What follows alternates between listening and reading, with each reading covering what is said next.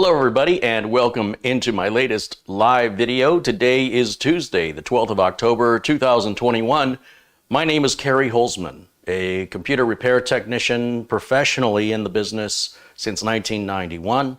I'm an author, a radio show co-host, an educator, a teacher at the college. And when I talk to you about my real life experience in the industry, it is important for me to maintain honesty and integrity at all times because I feel like we're living in a very corrupt world, unfortunately. So when I find a great product or a great company, I like to take the time to acknowledge their existence and make you aware and share with you my enthusiasm for that company, because I, in doing so, believe that I am doing my viewers a service and I am doing the company a service by advocating for both of you.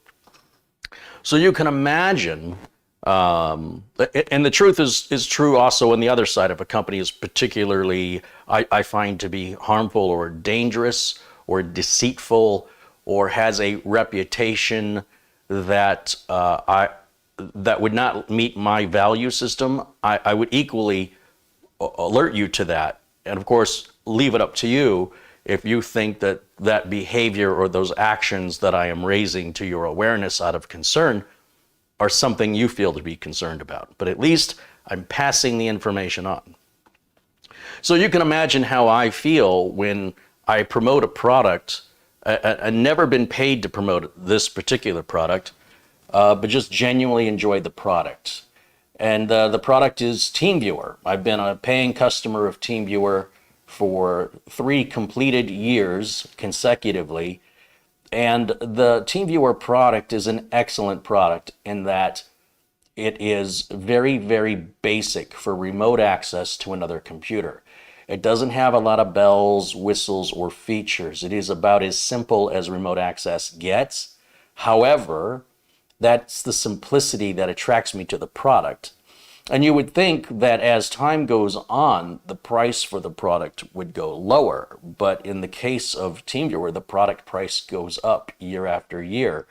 And you'd say, well, that's an interesting perspective. There must be a reason the price goes up. They must be developing the product to do more.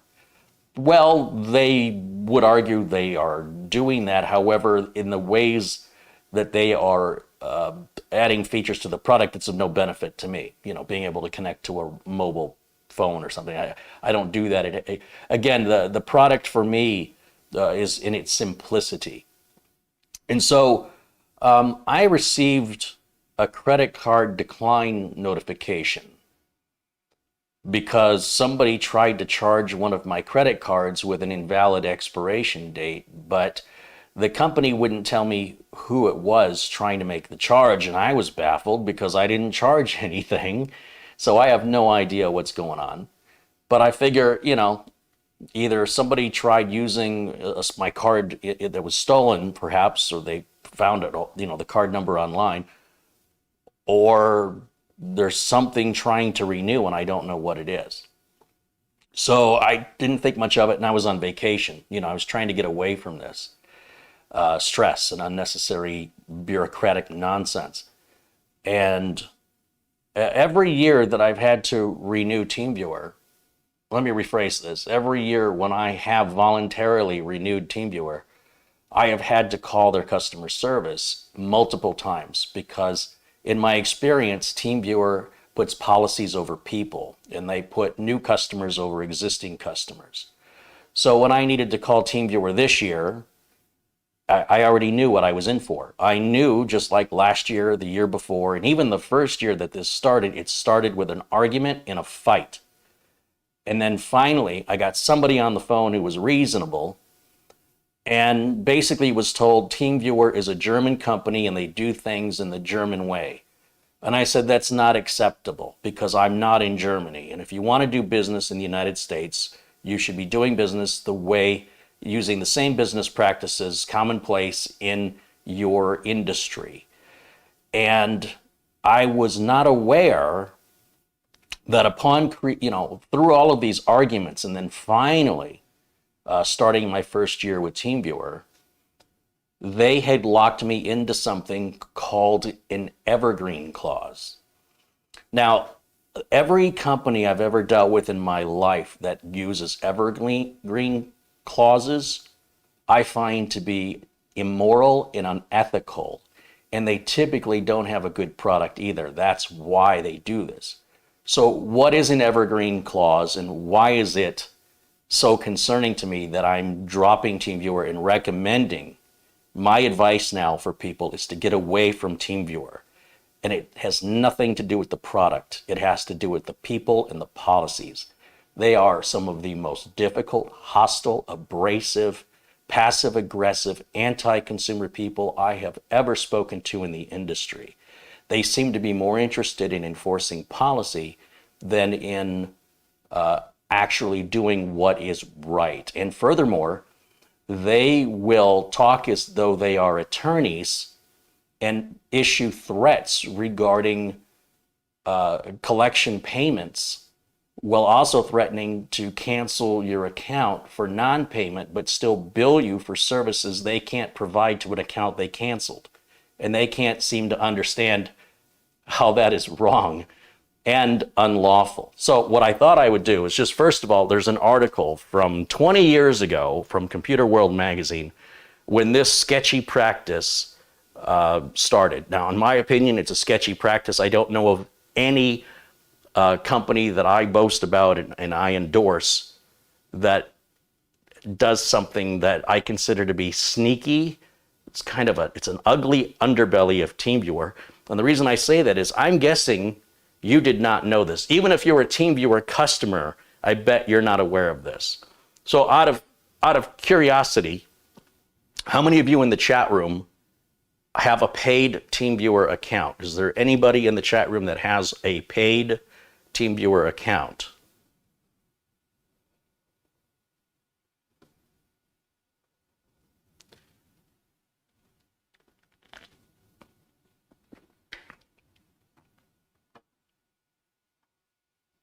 So let me go to the article from ComputerWorld magazine, and I'm just going to read it to you.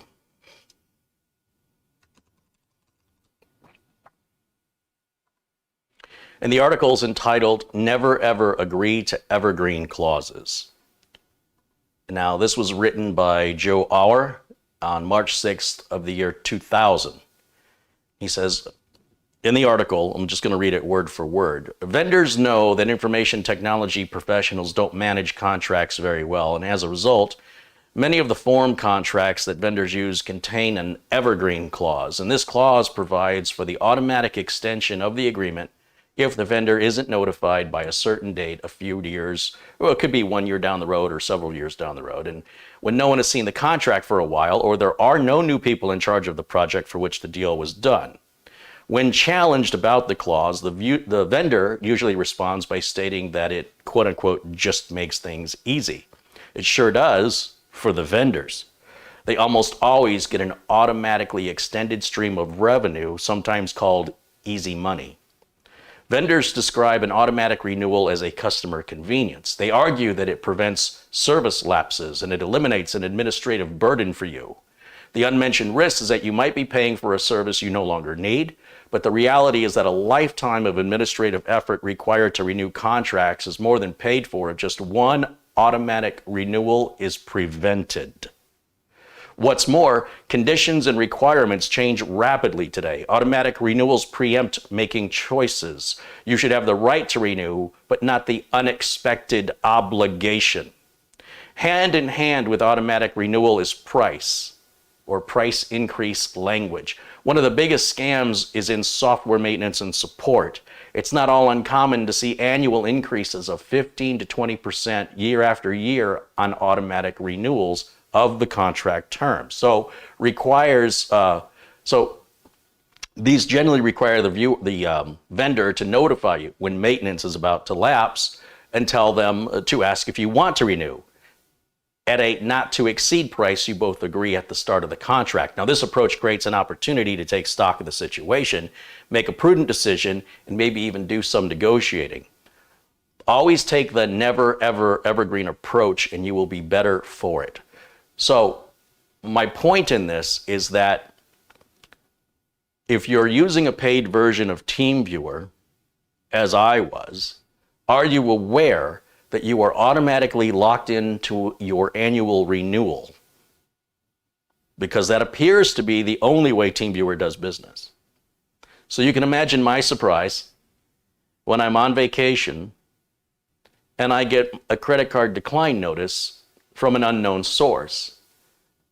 The next day, I received an email from TeamViewer saying they tried to renew my contract and the payment did not go through.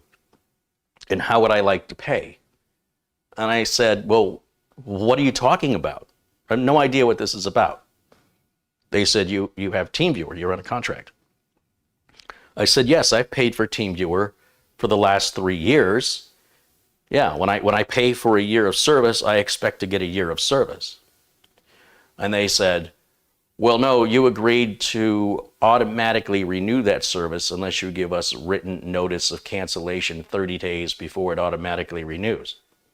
I said, well, how can I do that if I don't know when it automatically renews? And they said, well, it renews on the same day every year. I said, is that my birthday?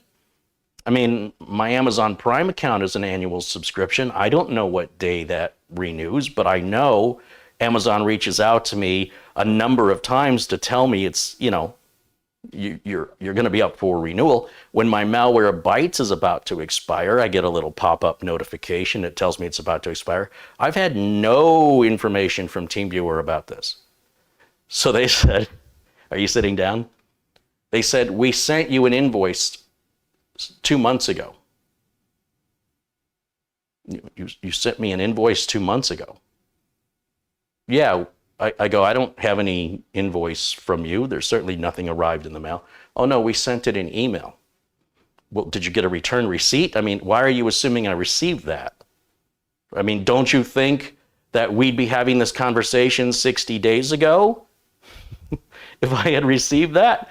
Because you've raised the price by nearly 30% from what I was paying. That's a significant price increase, and I'm not willing to pay essentially $50 a month for a product where it doesn't matter if you use it 20 minutes a month or you use it 24 hours a day, 7 days a week. The price is the same. And I said, well, maybe you've got me on the wrong plan because I don't need a plan that's $50 a month. That's ridiculous. I don't use it that much. And they said, nope, that's the right plan for you. And I said, well, I'm not going to pay that price. It's not worth it. And they said, well, your contract is already renewed. We can't do anything about that now. You had 60 days to tell us this, and you didn't. I said, well, you sent supposedly an email 60 days ago to let me know that my contract was up for renewal in 2 months, and then you never sent any follow-up. You never tried to reach me by phone. You never tried to send another email. You never sent an invoice in the mail. Is that correct? They said, that's correct. We did everything we could do. I said, seriously? Yeah, what else could we have done? I said, well, I don't know what everybody else in your industry does. When I log into TeamViewer and you pop up that message promoting some other product or service you're trying to shove down my throat, you can't pop a message up that says you have 60 days until your renewal. You have 45 days. You have 30 days. You have 15 days. I mean, to go back beyond 30 days is preposterous. There's no reason to send me an invoice for something 2 months before it's due. There is no other business in the world that I have ever conducted business with that has exhibited this behavior. This is, in my opinion, disgusting, and it's so overt and obvious how underhanded and unlawful it is. I can't believe they haven't gone to court for this yet, because it's probably going to take a judge. They're not going to listen to their customers. They don't do that. They make up their own rules, and then they have to follow their own rules because they work for that company. If you don't follow the company rules, well, you probably aren't going to be an employee there much longer. But I'm not their employee. I'm their customer, or I was their customer. And you know, there are so many different remote access products and tools out there today, more so than when I started paying for TeamViewer 3 years ago. There are at least 3 times as many competitors in that space, none of which are that price unless they are remote management software. I can buy remote management software for $50 a month that can do a lot more than what TeamViewer does, and I can be treated a lot better and valued more from a company who appreciates my business.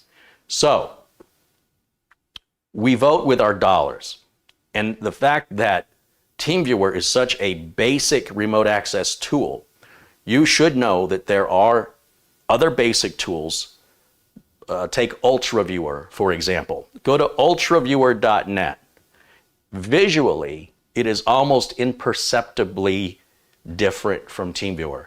It looks and acts remarkably the same.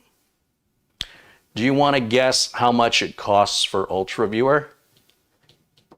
If TeamViewer is $50 a month, how much do you think UltraViewer, which is a, if you weren't a trained technician and you just saw the UltraViewer, interface, you'd think that looks similar to something else. UltraViewer is $7 a month, or it starts at $7 a month, compared to TeamViewer, $50. I mean, that's a huge discrepancy. Now, TeamViewer will tell you their product is, you're paying for the security and the maturity of a product, and it's blah, blah, blah, blah, blah. And I can't believe they actually believe the nonsense they spew. Because I just asked the guy, what do you think your competitors are saying? Do you think your competitors are saying, we're not, do you think your competitors aren't saying the exact same thing you're saying about themselves? Right? In fact, the competitors are telling me we're faster than TeamViewer, we're cheaper than TeamViewer, we use less resources than TeamViewer, we don't, they do not exercise Evergreen clauses, which in and of itself right there makes them better than TeamViewer. And they appreciate my business and will work hard to keep me happy as a customer, right? Sort of like Jeff Bezos, he's very customer focused. And the reason why Amazon is so big is because Bezos believes everything starts with the customer and you work your way backwards from that. And that's why TeamViewer will never be as big as Amazon, because they still want to hold on to an old, outdated business model that thinks that because they're so big, the customer doesn't matter anymore, which automatically limits how big they'll ever get.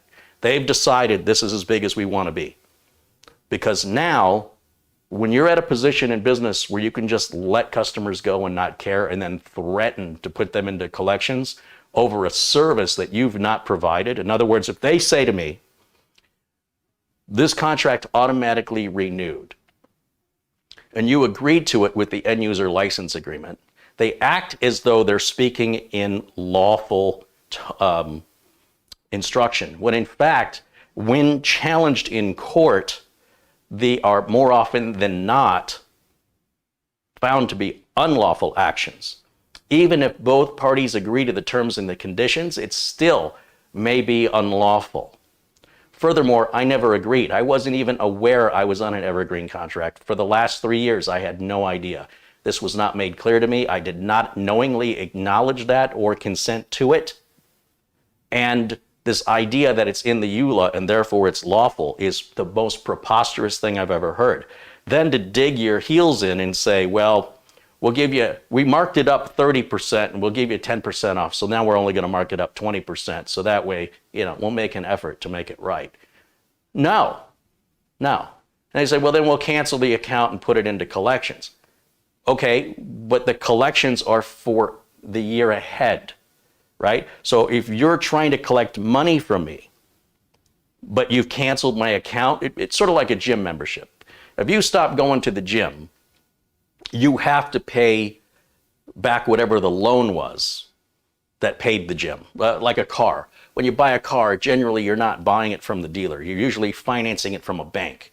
So if you start stop making the car payment, if you go, hey, this car's a piece of junk, they rip me off, I refuse to pay for it, that doesn't hurt the car dealer. The car dealer already got paid for the car. Now your issue is between you and the bank. You understand?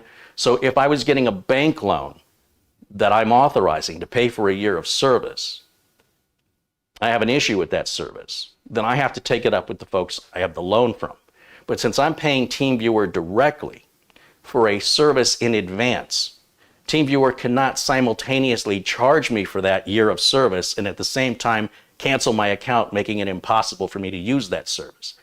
If, on the other hand, TeamViewer keeps the account active, and then they want to bill me for that period of time, they would have an argument there that they were providing a service and I didn't close the account. That maybe they would have a leg to stand on. But to think that you can cancel somebody's account and yet still bill them for services that would be impossible for them to receive once their account is canceled, there's not a judge, and you can pick the most corrupt courtroom in America and they would not, there's no way that they would think that that was lawful or enforceable. Absolutely not. Never, never. It would be sort of like if you want to charge for a service, a monthly service, okay? So let's say I do pest control and you have an annual contract and I come to your house every month and you've agreed to pay me X amount of dollars every month, but I need that payment in advance before I come out. So every month I send you a bill for next month and then it's got a due date and then you miss that due date. When a company adds a late fee, what do you think happens? You can't add a late fee to a service you haven't provided. Do you understand? So in other words, what the pest control company is doing is they're saying, okay, you don't pay us in advance by this due date, we're not coming out, but you still have to pay us. No. No. Number one, no. Number two, you cannot charge a late fee for a service you haven't yet provided. There's nothing late. So there's all sorts of documentation in court cases regarding these matters if you want to Google search it. And there are laws that vary from state to state regarding the very strict requirements that make evergreen clauses potentially enforceable. And in some states, you have to alert the end user in 30 days, no more than 30 days. So if in fact, if TeamViewer did email me, which I'm thinking they just made this up, but I don't know. But if they emailed me 60 days ago, that in some states, that's still not lawful. That's too far away. It has to be no more than 30 days. So I think TeamViewer's got themselves in a real legal pickle here that's probably going to result in some class action if they continue this behavior. My advice for you is stay far away from TeamViewer. Again, they have an excellent product, and I cannot condone what I consider to be questionable, morally bankrupt, ethically bankrupt business practices that are not only just the wrong way to do business, it's not customer friendly, it's not consumer friendly. It's quite the opposite. It's anti-consumer. They're trying to lock you in without your full understanding and then try and bill you for the future of which has never happened yet. And they will try to convince you that they can do that because you agreed to it in the end user license agreement, which is not law. They are not senators. They are not congressmen. They do not pass laws. They have to follow their rules of their employer. I am not employed by them. I'm not interested in their nonsense BS. They're making stuff up, and they're hoping you'll believe them. And I hope and pray that there will be, if not me, somebody taking TeamViewer to court over these questionable billing practices, because TeamViewer isn't going to listen until they hear it from a judge. And even then they might appeal it and have to hear it again from a judge. And then maybe if the Department of Justice or the Federal Trade Commission gets involved and they start getting fined for these practices, then maybe they'll be forced to act morally and ethically. But they are not doing so in my value system. They are not doing so voluntarily. From my perspective, they don't seem to care.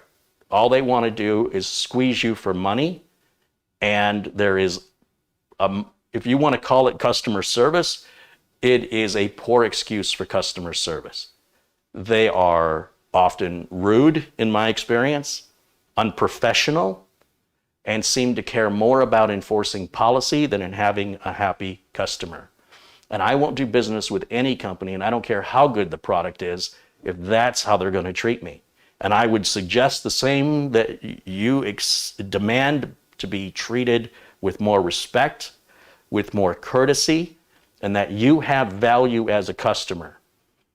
So if they want to, I think that they're entitled to a payment for a service they're not having to deliver, I would love to have that day in court. I would love that so much. So we'll see. If TeamViewer makes any effort to resolve this, I'll certainly let you know. I, unlike them, am flexible and interested in compromise because I like the product. But even then, I still can't recommend it. If I have to go through this every single year, the product's not that good. It's not worth it. Not to me. Not at all. And they have a right to run their business into the ground if that's what they want to do. Or if they want a certain kind of customer that's, stupid, I'm not the right customer for them. And, we'll both be better off without each other. So if TeamViewer wants to pursue collection for next year's TeamViewer, I'll keep you informed, and I will send you a copy. I will make sure, not send you, but I'll show it here on YouTube. I will show you any correspondence I get from TeamViewer.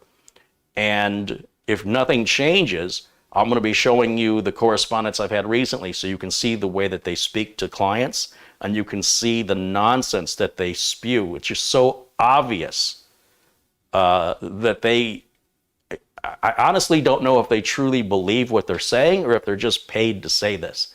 But regardless, it'll take a courtroom for them to listen. They're not going to budge. They have no interest in fixing what's wrong. They don't care. Pay the money or we'll send you to collections. That's how they resolve customer service issues. Armando Garcia with a $15 contribution. Thank you, Armando. He says, hello, Uncle Kerry. Hello, Blue Army. Damian Jez with a $10 contribution says, thank you for your advice. Keep up the good work. Thank you, Damian. I appreciate that. Yeah, just try to give you a heads up here. This is shocking that I can be with TeamViewer this long and have never known this. I did not know this about them. If this was brought to my attention on day one, I can guarantee you I would have never, ever condoned it. And in fact, I'd have made this video 3 years ago to warn you then. So here I am as a 3-year customer, and I'm learning this for the very first time. That's how deceitful it is. You know what I mean? They don't go out of their way to make it conspicuous. They don't make sure that you've acknowledged you understood. They just bury it into a bunch of legalese that it would take an attorney to translate for you and then suggest that that was a normal and reasonable thing you should have understood. It's preposterous, it's unreasonable, and it's bureaucratic nonsense that puts the customer as a basically an expendable, unnecessary business side item. It's as though the customer's optional. I don't understand how that business model is sustainable. So in the meantime, thanks to Alex who contributes $20. I appreciate that, Alex. And what else have I missed here?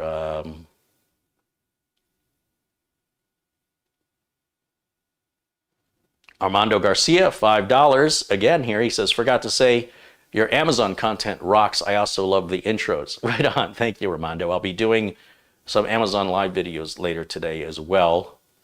So after this, watch for me on Amazon. And Julio says, AnyDesk is also a German company, and they're starting to adopt the same crappy practices as TeamViewer. And he says, sadly, it's great software otherwise. Well, there is remote access software that does not do. In fact, most remote access software from professional companies does not have an Evergreen clause. In fact, as far as I'm concerned, there is no such thing as a professional company that has an Evergreen clause that I've ever seen. That is an underhanded way to do business, and I find it despicable. And the fact that they want to hold on to it as though it's legally binding and not make any effort to, genuine effort, a sincere effort to make it right is disturbing. It is profoundly disturbing that they think I work for them. They are disconnected from reality when they can't differentiate the value of a customer versus the value of an employee and what you expect from your employees versus what you expect for your customers. TeamViewer doesn't seem to understand the difference. They apparently seem to think their customers and employees are the same and they can just boss you around and threaten, some action against you, be it collection or losing your job. Good luck with that. Good luck with that. I have no tolerance for bullies, and this type of this Evergreen clause is, in my opinion, a corporate bullying technique, but it's done discreetly. So discreet, I wasn't even aware until recently when I got that invoice that said it was past due and it was severely marked up, and furthermore, never received that invoice any time previous. And this idea that TeamViewer made a reasonable and best effort to let me know that my contract was up for renewal is laughable. They did what appears to be the very least thing they could have done that gives them a modicum of a legal argument, which in many states is already failed because it was 60 days ago. They never followed up. They never sent another email.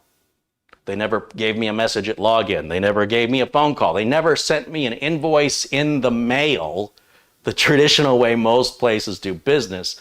And if you want to talk about subscriptions, my annual Office 365 subscription doesn't work like this. My annual CyberLink Power Director subscription doesn't work like this. My annual Malwarebytes subscription doesn't work like this. My annual Amazon Prime subscription does not work in such a opaque manner as to shock me and surprise me and blindside me in the way TeamViewer runs their business. And then TeamViewer justifies it even though there's no precedent for other annual subscription products to exercise that Evergreen clause. It's uncommon. And the companies that do it, in my experience, are all shady the way that they run their businesses. I think any company that has to resort to such shady techniques, you should avoid them. That tells you all you need to know about the greed and the discourtesy of the corporation and how they feel the disdain for their customers. That is a huge red flag that they don't like customers. So, there's no incentive. There is no reward for your loyalty at TeamViewer. All they have done, as far as I can tell, is attempting to fraudulently claim I owe them money, raise the rate, and then, as far as I'm concerned, fraudulently claimed that they have the legal means to do this. And I posit that in a courtroom with a judge, they are completely wrong. And I am this close to writing to the Better Business Bureau and to the Federal Trade Commission to encourage an audit of this company's business practices in the United States. It is very concerning to me. And if they want to instigate further, I hope all communication with them has stopped. If they further try to communicate with me, I have attorneys on retainer that I will forward the matter to, and I'll just let the attorneys work it out. Because any further communication with them, I'm going to see as harassment. So I'll make sure that my attorney gives them the legal wording that's required for them to get the message. And then if they want to pursue it beyond that, it'll have to be in a courtroom. I will not talk to them outside of a courtroom. That's how offensive this is. And they won't listen. I know they won't listen unless it's coming from a judge. So there's no way I'm going to, in good conscience, recommend a company that's treating me this way. So I want you to know, this is how they're treating me. This is what they've done to me. This is my experience. This has really happened. The whole thing is documented, and I will be happy to share the documentation with you if we want to continue escalating this. My goal at this point now is to show you some of TeamViewer's excellent competitors and how they can make and do make a better product at a lower price. They don't play these marketing games with their billing practices, and they appreciate you and value you as a customer. And that'll pretty much be literally any other remote access software. TeamViewer is the only remote access software that behaves in this way and exhibits these business practices in this space. It is unprecedented. To the best of my knowledge, there's no one else in the industry that does this in this industry. And furthermore, I will give you examples, and I want to start right now with UltraViewer.net. So we're going to bring up UltraViewer.net, and I'll turn on my screen sharing so you can see it.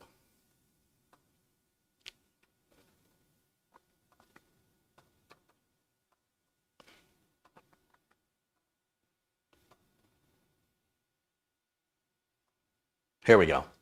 So here's UltraViewer, and as you can see, this box is pretty identical. Even the color of the logos are identical. And you can see it's freeware. It's got over 40 million downloads. It's easy to use. It's a simple tool. And for the way that I use TeamViewer, this appears to do everything that TeamViewer does to the way that I use it. Right? So if TeamViewer has other bells, whistles, and features I don't use, to me, that's imperceptibly different. And if I look, I have all the same, sharing files, multiple computers, a chat window, all of this is the same.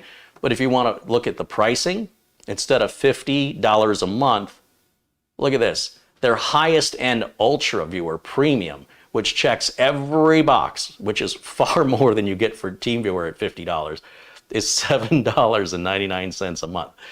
And look here, you can, each user up to 3 devices. Here, this is similar to what I have with TeamViewer. That's $6 a month. So TeamViewer allows me to have the ability to have to be logged into 3 different computers at the same time, and that I can then remote access. So when I say logged in, I mean from the host, from where I am. I can sign in to 3 computers. I can have my smartphone, my desktop, and my laptop be my 3 computers that I'm going to be hosting or requesting TeamViewer access from. And then all of my customers would just have the basic TeamViewer software installed for receiving the incoming connection. And that's limitless. I can put as many of those as I want on and connect to multiples simultaneously. But I can only have 3 licenses from which to initiate those remote sessions, which means if I get a new computer, I have to remove the license from the one computer and then add it to the new computer. And you can only move licenses a limited number of times before they go, that's it, you can't move it anymore, right? So if you lose your cell phone, you got to put it on a new cell phone. And at some point, you're going to have to call their customer service, and good luck getting any. And hopefully get somebody friendly on the phone who will, do what they need to do to let you put to have your full 3 licenses. So this is like way, way less expensive and so very similar. And, you can just use it as freeware, right? You can see that this is billed annually. And if you order it, there is no Evergreen clause here. I mean, I've been looking through this. If it's in there, it's buried in such a way that even I can't see it. But this appears to just be a normal standard 1-year contract, as it should be, with the option to renew and renegotiate at the end of every year. Now, again, I need to verify that. Just because I don't see it doesn't mean it's not there. But UltraViewer has been around a number of years, and it was in beta for a very long time. You couldn't buy it if you wanted to. And it did have a couple of issues, like having it run as a service was a little intermittent, but now that all seems to be working great. And again, it is also 100% freeware with obvious limitations of the freeware version. So right now, this is what I'm thinking. And unlike TeamViewer, if I recommend this, I can get up to a 25% commission as an affiliate. I have probably sent hundreds, if not thousands, of customers to TeamViewer with no affiliate link. So TeamViewer has no idea how much money I made for them over the last few years. So, and for that matter, neither do I.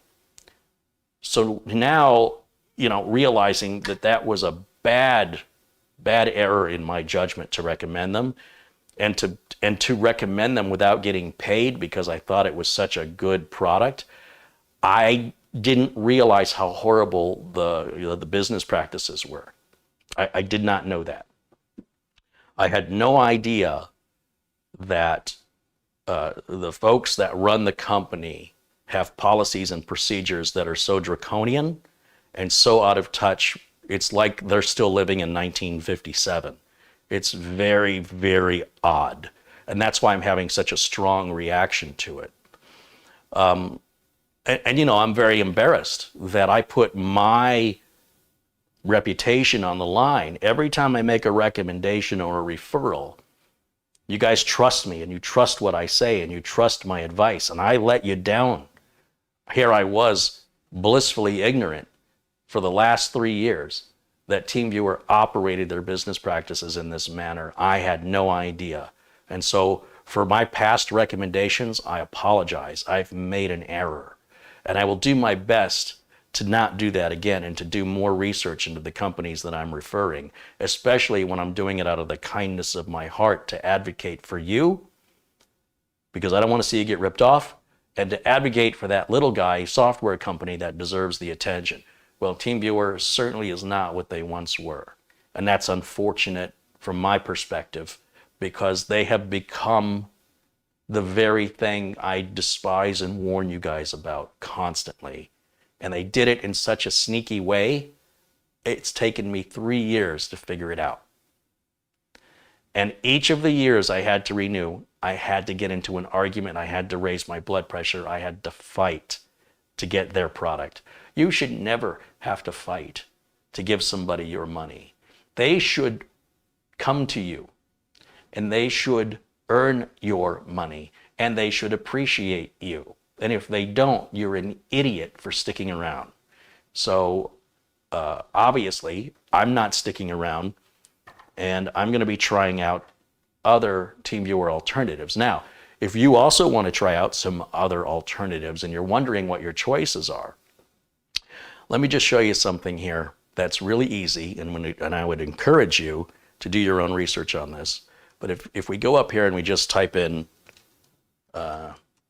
TeamViewer alternative, you'll see there are websites that have lists of software. Why do you think this list exists? Why do you think someone went through the trouble of writing specifically TeamViewer alternatives? It doesn't say Makogo alternatives. It doesn't say Join Me alternatives. It says TeamViewer alternatives. What motivates somebody to put this list together, right? And this one says 2021. And then there's here, what is a free alternative to TeamViewer? Here's a bunch more. And then 25 TeamViewer alternatives. It just over and over and over again, people are so upset with TeamViewer for whatever reasons they have that they are motivated to write an article. Like this article by David Taylor was written on October 7th, 2021. And I would wonder what motivated David Taylor to write this article last week. What happened? What did TeamViewer do to him? Because there had to be some motivation here. And this is a great opportunity for TeamViewer's competitors to step up now that there's a reason. I didn't have a reason to look for an alternative to TeamViewer. Well, apparently I did, and I didn't know it. But, even just using Chrome's remote desktop may be all you need. That's free. So, you go to remotedesktop.google.com and you can follow the steps on that. And it's super easy and it's free. There's no reason that I should be treated and spoken to as though I'm an employee or as though I owe them something. That's profoundly offensive and it's profoundly unprofessional. If we can't agree, then the termination of the contract, then as far as legalities are concerned, the contract is breached as soon as they cancel the account. So they could, for example, leave the account open and say, well, since the account was open, you owe us. But once they close the account and I can no longer log in, they can't bill beyond that, because there would have been no way for me to redeem the service they're requiring me to pay for. Can you imagine, if you use that sort of twisted logic, how you could make millions of dollars by providing nothing to people, and then think you're going to go to court and the judge is going to say that's perfectly reasonable to bill people to do nothing? No, of course not. Of course not. Or you'd have to have one hell of a clever attorney that could figure out a way to word that to make it sound reasonable. It is profoundly disturbing how obviously unlawful, or at least unenforceable, that type of a contract is. And in the way that they're trying to enforce it using threats, that's a quick way to lose me, right? So if you want to work with me, that's fine. If you want to threaten me, oh, I'm the wrong guy. You picked the wrong guy, because I will spend tens of thousands of dollars rather than pay you a couple of hundred, if that's what I have to do to ensure that there's justice. No problem. When a matter is this offensive, it becomes my life's purpose to correct it if provoked. So we'll see. We'll see if they continue to provoke. And if they do, I will share that correspondence with you. And of course, as I mentioned, I'll take legal advisement on what I speak about in this manner in the future, depending on if it escalates. But I will say this, it's done.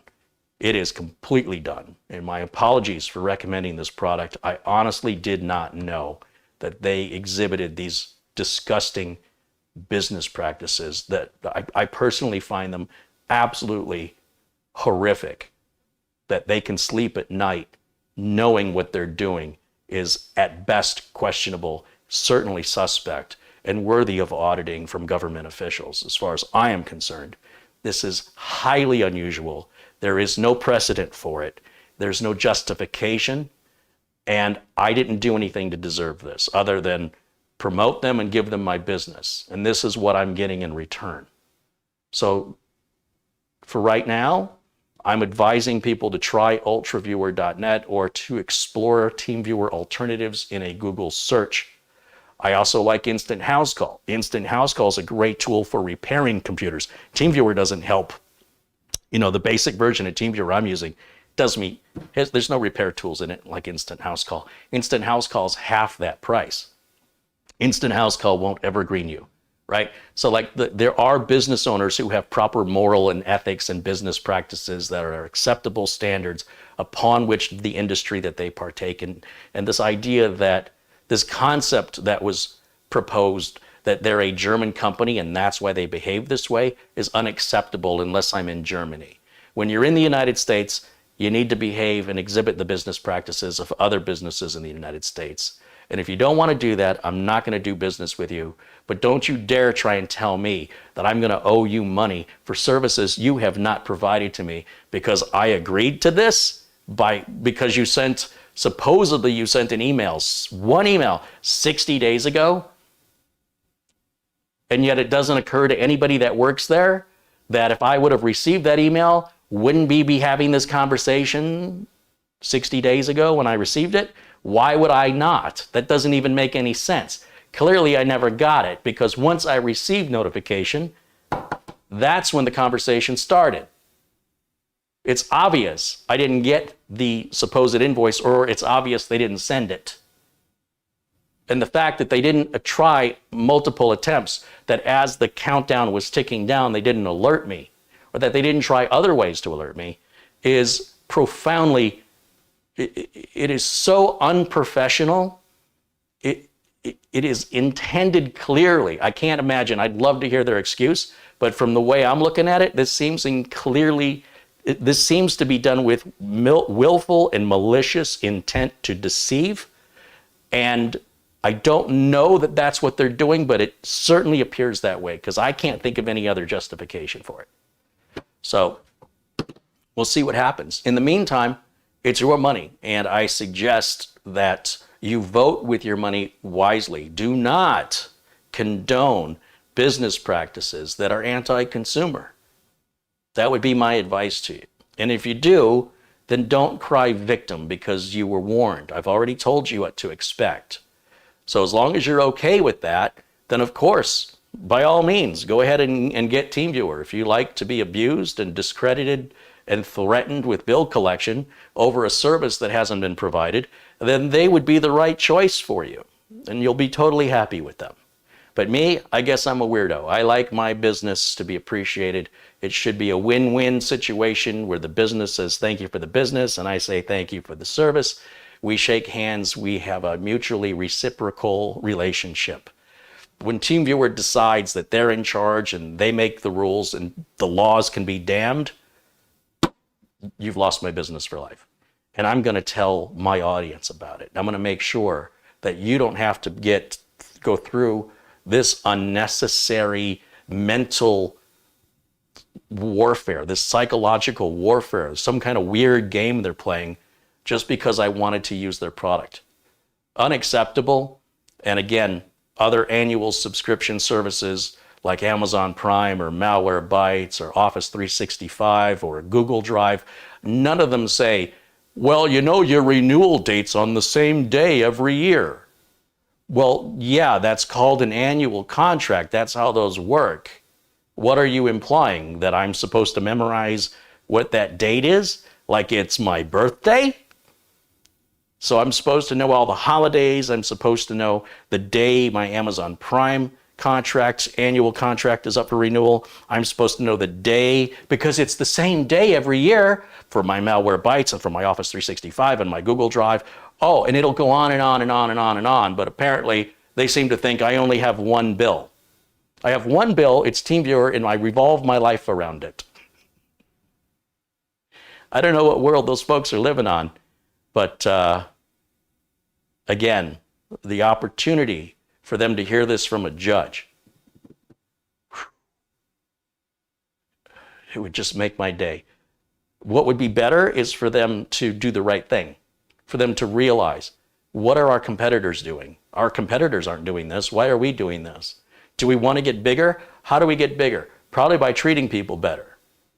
And how do you keep justifying rate increases when the software is exactly, as far as I can tell, from version 7 to version 15, it's nearly imperceptibly different. Some minor graphical user interface changes, integrated system checks that I turn off because they're annoying, the ability to connect to some mobile devices, which I've never needed. So if they're going to sit there and tell me the product is better today, it's not better for me. It is not improved in the way that I use it. So just because they claim to have added value, it added no value for me. And this idea that you're going to force me now to pay for something that you can't service because you're going to cancel my account, but I'm still going to owe you the money? Seriously. That's how you talk to your customers. Wow. All I can say is, wow, how have they been in business this long? And how come I didn't hear about this? How come, so now that I'm looking, I'm sure there's probably a bunch of other people out there complaining, but I haven't seen it yet. But now I'm definitely going to look.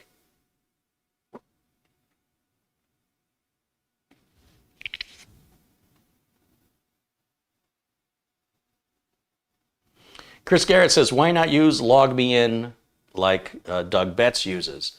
That's certainly an option, for sure.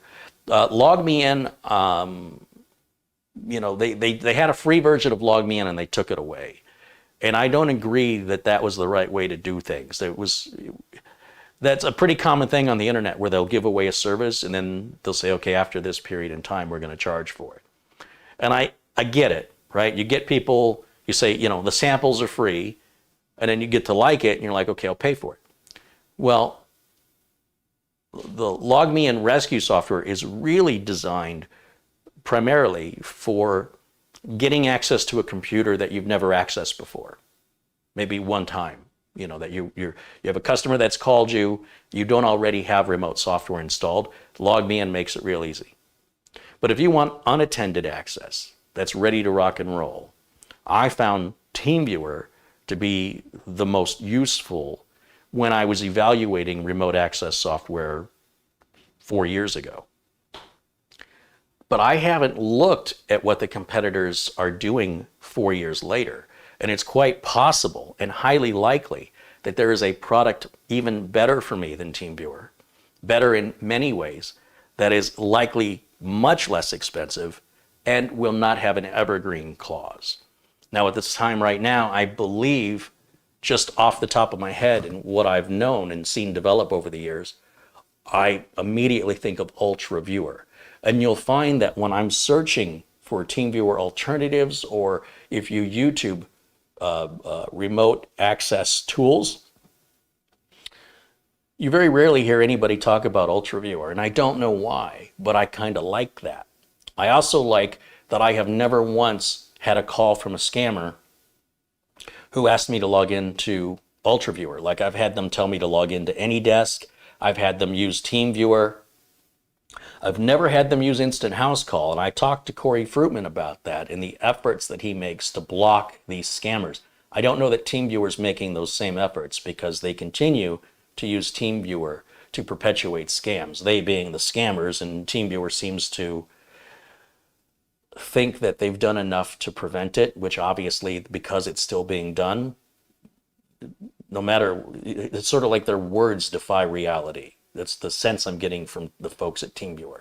They'll tell you it's raining outside when it's not raining outside because the company policy said so and you agreed to it in the EULA, but you look outside, it's not raining. The reality hasn't changed. So they have no way to control the weather.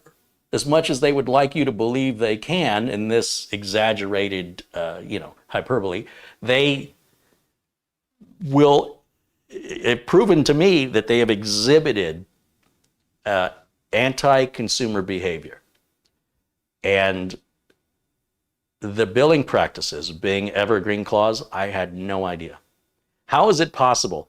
How is it possible you have a customer for 3 years that only just now discovers that there's an evergreen clause, unless you have failed in the communication over the last 3 years? You have not communicated that clearly, where I have acknowledged and accepted that. No matter what you say, the evidence is there. The only way this could have happened is if it was done with intention or complete ignorance. There is clearly some very serious issues with this business practice and how it's being exercised by TeamViewer, in my experience. It is unlike any other annual subscription I have. There is nothing I can compare it to in my life. There is no bill I have ever paid. There is no subscription I have ever had from any company ever that exhibited this type of behavior. The closest thing that I can tell you is I once signed up with a channel partner, an MCN, a multi-channel network here on YouTube called Fullscreen. And Fullscreen had one of these evergreen clauses that if you did not cancel within 30 days of the renewal of your contract, that it automatically renewed again for another year, and they would continue to suck 20% out of my YouTube revenues. And there was nothing I could do about it except, pay attention to when that renewal date was, and then make sure I get them in writing and make sure that they respond to it, right? Which is what TeamViewer did not do. So to cancel the contract, you'd have to respond to it. Otherwise, you could just say, I sent a cancellation. I did send it. They'd say, well, we didn't get it. I go, well, I didn't get your invoice. All right, so a receipt of acknowledgement is critical to cancel the contract. As such, legally, it is equally legally required, or it should be, certainly in most states, that if it's renewing, you're also acknowledging that renewal. So I really don't think they have a leg to stand on. I think this is a real obvious thing. I don't think it would ever go to court because it's too small of an amount of money. And I think they know they're wrong. I think they know they cannot win. But they're not going to change their policies or their practices. And that's what you need to know. They are unwilling to be flexible and to adapt to accommodate their customers. And they find that these evergreen clauses in the sales of their product, it's the only way you can buy their product. It's an evergreen clause, or that's it. As far as I can tell, they don't offer you any other way. You will either play by their rules or go play somewhere else. And I'm suggesting you go play somewhere else. Find another remote access software that appreciates and values you and doesn't overcharge for their product in the way that I feel TeamViewer does when compared to their competitors. And the way that I use the software, it seems like I can get an equivalent software for 15% of the price, 10% of the price. No, it's about 15% of what TeamViewer wants to charge. So I'm upset with myself because I thought I was smarter than this, than to be tricked. Well, congratulations, TeamViewer. You did what very few people have been able to do. You had me fooled. You tricked me for 3 years. You had me completely tricked. Well done. That's something to be proud of. You know, I like to think I'm a pretty smart, pretty aware guy, but you pulled one on me. You got me. I admit it. I openly admit it. You tricked me.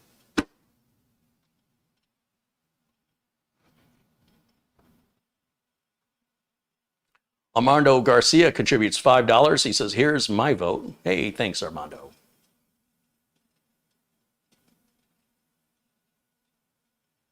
Master Singleton in the chat room says, Carrie, UltraViewer is a cost leader. AnyDesk is a loss leader.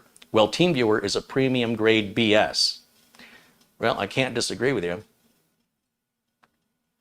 ACO Network says UltraViewer is from $4 to $8 a month. Yeah, TeamViewer starts, you know, if you need an account where you can log into multiple machines, you're starting at $50. And that's annual. So you're looking at $600 plus tax, right? Jason Baum with a $5 contribution said, I've had the same problem looking for decent access to my voicemail. Or is he saying virtual machine? Ended up using remote desktop. He did like Splashtop also. I've never used Splashtop. You know, again, it's all about motivation. I had no reason to leave TeamViewer. It continued to meet my needs, and the price I was paying I felt was fair. But when they pulled this stunt and then the way they reacted to it by doubling down, I'm calling the bluff. I'm saying, come get me. Show me how enforceable this action is. If you truly think that your company policies are lawful, take me to court.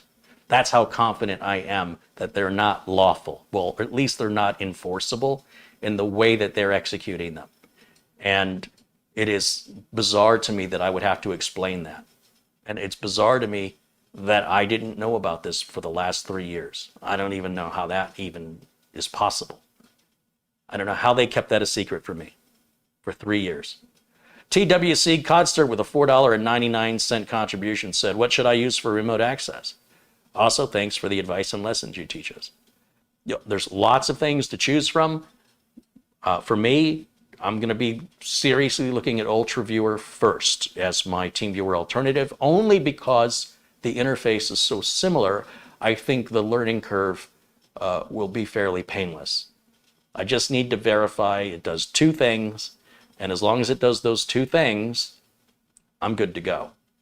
If UltraViewer turns out that it doesn't show me, for example, who's online, which is basically what I need. I need unattended access, and I need to see who's online.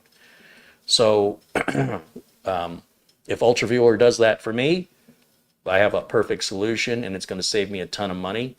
And that means I don't have to pass those expenses on to my customers. If I paid TeamViewer what they are unreasonably demanding, in my opinion, I would definitely, as a fact, have to raise those costs to my customers.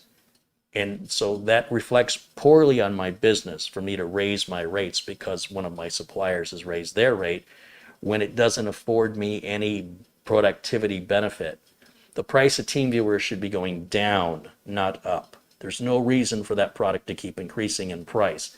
There's a scale that is used in, the scale is that the more customers you have, the less you can charge for the product. And this is how you can get an Xbox for $500 and why they can make money at that at scale. But they can't do it if they don't sell a lot of them.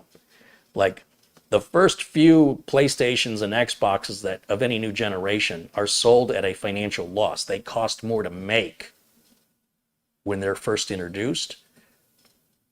But there are mathematicians that, you know, there's a name for it, sort of like an actuary, that can determine if we sell this many units, our cost of manufacturing drops to this amount of money. Our cost of distribution drops. Everything drops in scale. The costs get divided up and reduced. So we can profit by selling this product at $500, because if we sell 30,000 units, we'll be at break even. And once we hit 100,000 units, we'll be sitting sweet in the profits, as well as taking over the console gaming world by having an installed base that we can brag about. So they're incentivized to have the largest install base to keep their prices low, and they're incentivized by selling as many units as possible to get the price low. If you don't sell enough units, it'll be a financial loss for the investors. So I recommend you try different remote access out, depending on what your remote access needs are. There's a lot to choose from, whether you use remote management software or just RDP built into Windows, or you want to use the free Chrome remote software. You try them out and see what works for you. I have specific needs to my business. They're very simple needs, but needs nonetheless. And as I mentioned, TeamViewer checked those boxes nicely, and it's a shame they're so difficult to work with, and it's a shame they have such draconian anti-consumer bureaucratic policies that are, as far as I can tell, completely unenforceable. It's all just smoke and mirrors. It's all deception. And I'm not buying it. I'm done, and I feel like a fool. I feel like I've been tricked for 3 years. They have been fooling me for 3 years. And now that I just realized it, well, how pissed off would you be if you found out you were engaged in an activity that you didn't know you were engaged in, something that goes against your morals and your ethics, that you engaged in a relationship, in a business relationship, where you would be treated, spoken to, and dismissed as though you were an employee of a company. It is unacceptable, unprofessional, and I need you to know that this happened. And if you want to do business with a company like that, don't let me get in your way, but do know what to expect, because I sure didn't.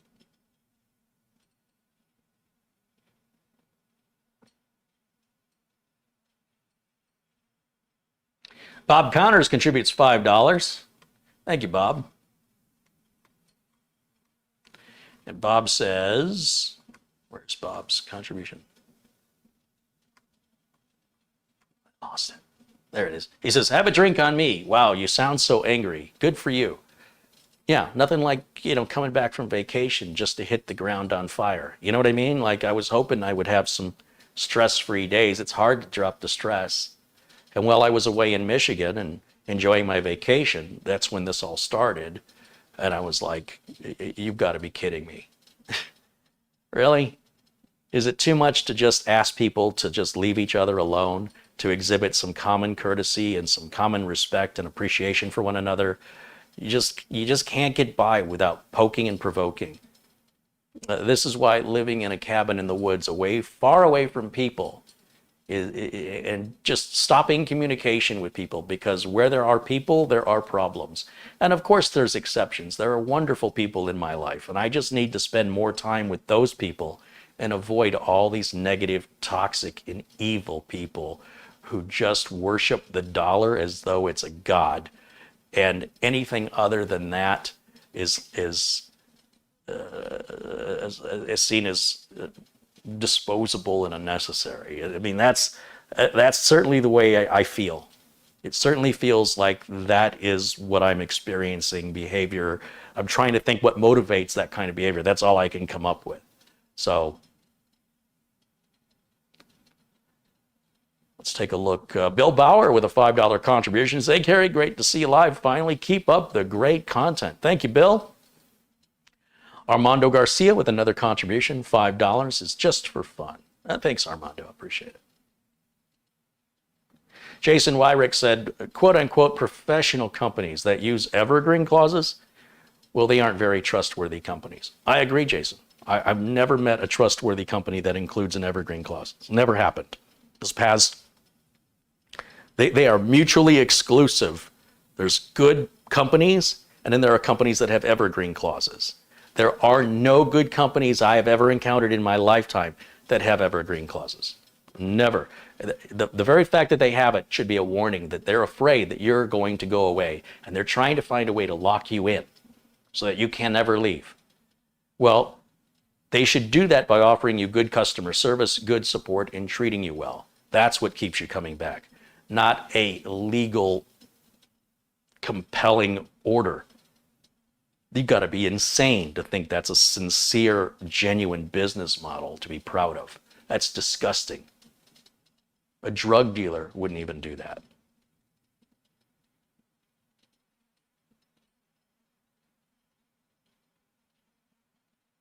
Master Singleton contributes $5.25 Australian. He says, I would highly recommend Remote Utilities. It's a great freeware remote access software. Plus, they don't use a subscription model, but a one-off payment. Oh yeah, I appreciate that suggestion. I'm not familiar with this one, but I do know that they all collect payment differently. So the amount, whether it's monthly or annually, whether or not there's an evergreen clause, that's going to vary depending on the value system of the people who run the company. That's what this is about. We're talking about not the product, but we're exposing the value system of the people in charge making the policies. And I think it's important that you're aware that this is their value system at TeamViewer. And if you're okay with that, then at least you're going into it with knowledge I did not have. So, like I said, it's taken me 3 years of having a business relationship, and I've given them over $1,000. And I mean, it's well over $1,000. And the whole time, they had me on a hook, and I didn't know it. I had no idea I was on a hook.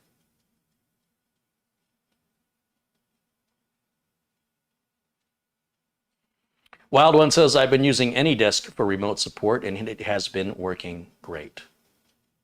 Oh, I don't think any of these remote support software are necessarily bad or to be avoided. Some are used more often in scams.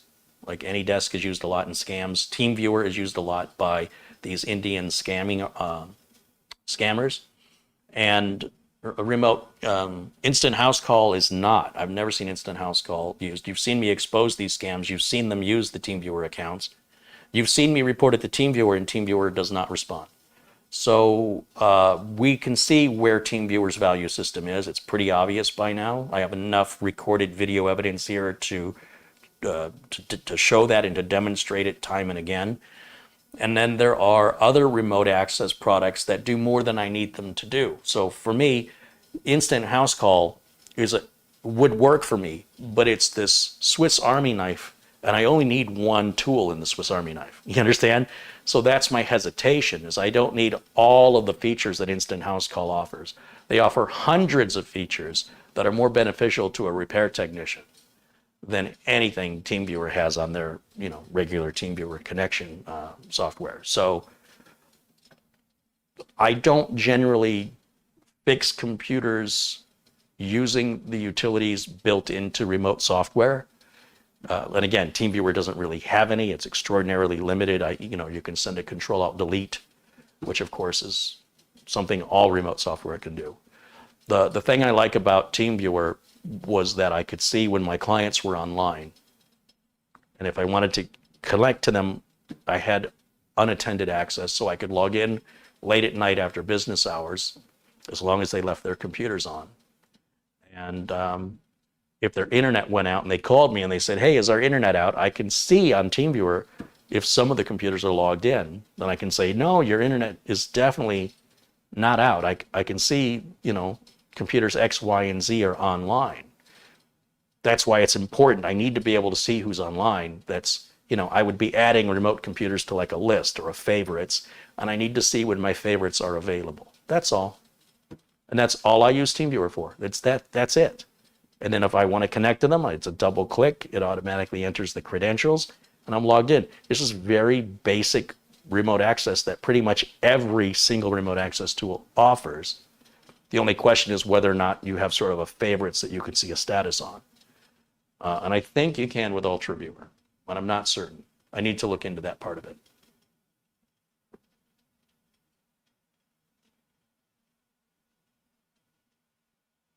Solo says, did TeamViewer get bought out? Because this is common with money grabs after being bought out. I don't know. I mean, apparently this has been in place for the last 3 years. This is the first I'm hearing of it. So if it was bought out, it wasn't recent. I've never had a good customer service experience with TeamViewer. We can go all the way back to when I first started talking about TeamViewer. I could not get any cooperation from TeamViewer at all. You know, I'm like, I'm going to do a review on your product on my YouTube channel. And this was years ago. We're talking back around TeamViewer version 7. And TeamViewer was just like, so? I mean, that's not literally what they said, but that was the gist of it. And I said, I just didn't know if you wanted to work with me on it. And they're like, what do you mean, like extortion? Like we pay you? And I'm like, okay, it's not extortion, but yeah, it costs money to make the video, and I'm going to be highlighting your product, and I thought I'd give you an opportunity to perhaps demonstrate to me the best possible way to show your product. Or I can just buy a version of your product and show it, or use the free version with all of its limits and show it with all of its limits. I mean, do you want me to show your product with all of its limits, or do you want me to show the product and what it's capable of doing? Because I'm not going to pay all that money to showcase your product. You're going to have to, you know, at the very least, give me the product so I can showcase it. And the guy's like, this is blackmail. This is nearly 10 years ago. I'm like, what are you talking about? So TeamViewer only seems to incentivize new customers, which means if you're a loyal existing customer, you can, as far as they're concerned, there's no customer service. If you call TeamViewer, call their support number. If you go to teamviewer.com, there's a number. And if you say, I'm an existing customer and I want to talk to you about billing issues, when I called, it said, please contact our support online. We don't have enough people to answer the phones. Thank you for calling. Goodbye. Didn't even take me back to the phone menu to make another choice. So when I called back, it says, are you calling to, you know, request changes or upgrades to your service? Are you calling as a new customer? I'm like, I'm calling as a new customer. Please hold. You're number 1 in our queue. Oh, that's a big long queue that you couldn't take my phone call from earlier. And then sure enough, a human being answers the phone that wasn't available to answer the call when I had a billing question. If you got a billing question, we don't have time to talk to you. Do you want to buy service? Hold on, we'll have somebody with you in a moment.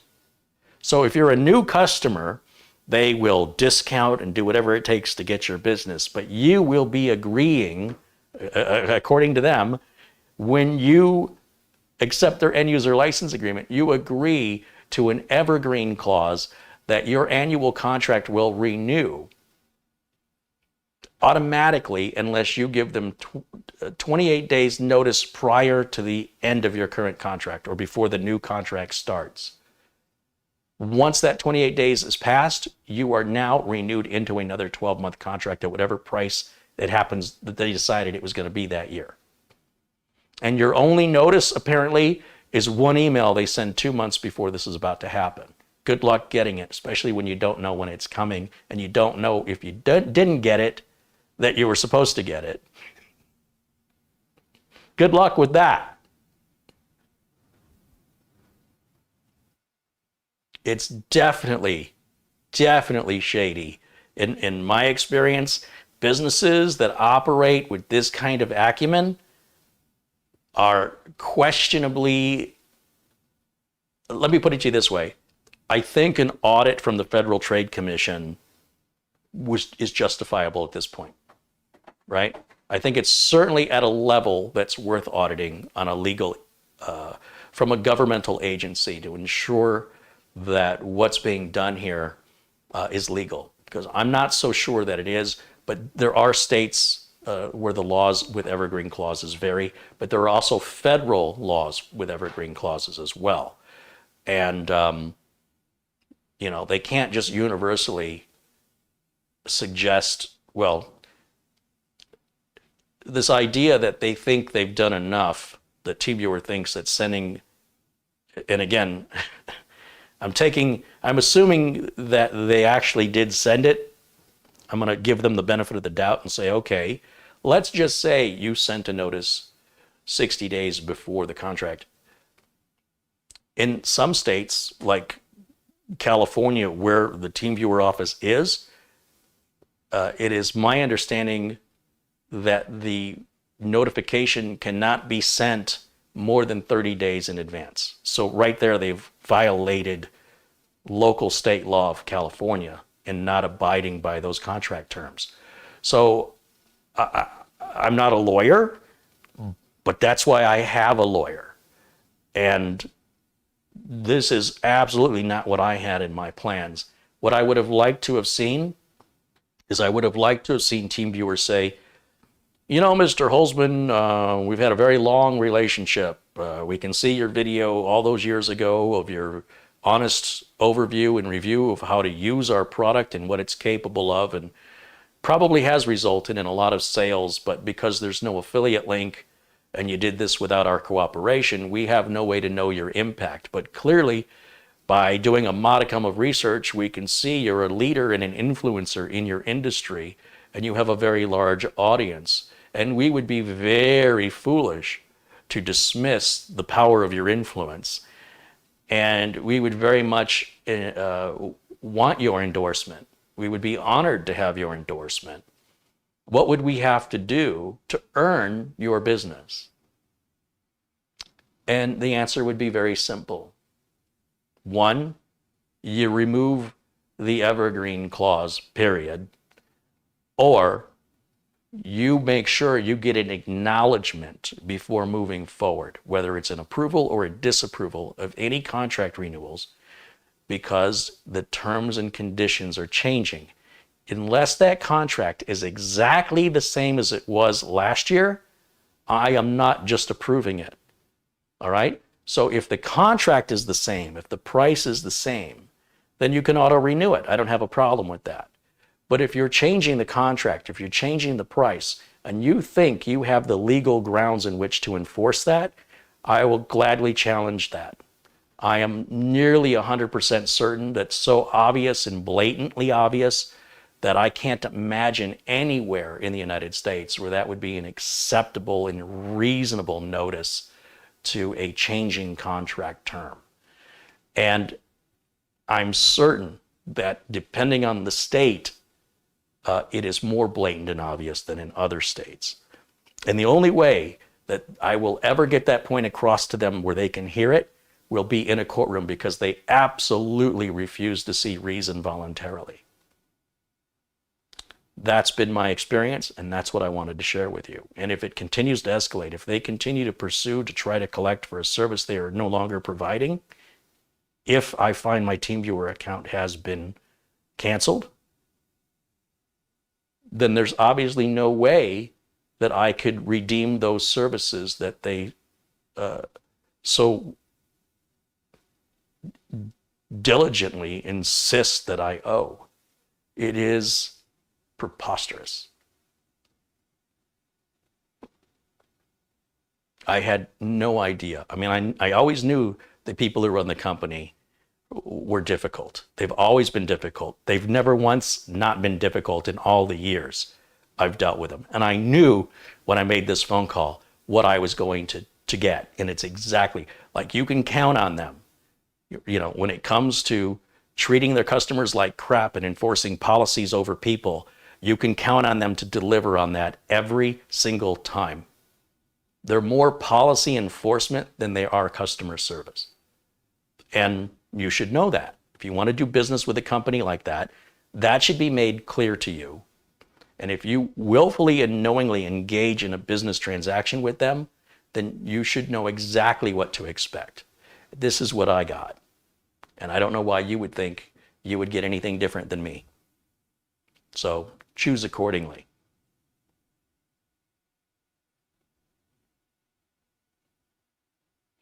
Johnny Belcher Jr. contributes $5. He says hello to the family, and here's my vote.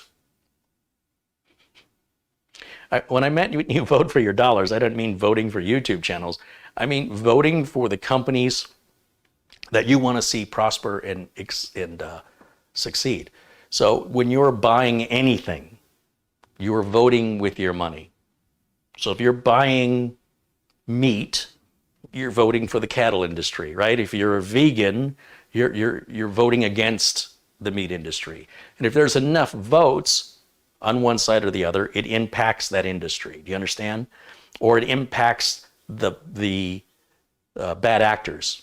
If there are certain folks that are doing things that are questionable, and it's riding on the skirt of the law, riding right on a line, well, you don't have to worry about the law. You can let the marketplace decide that we are not going to tolerate these behaviors and just let it naturally fall into a bankruptcy or a situation where it becomes financially insolvent, because the market requires that they, in order to have a business, require a market. And if they piss that market off, and that market is now voting by sending their business to their competitors, how does TeamViewer stay in business? Just through sheer will? Somebody's got to financially back that.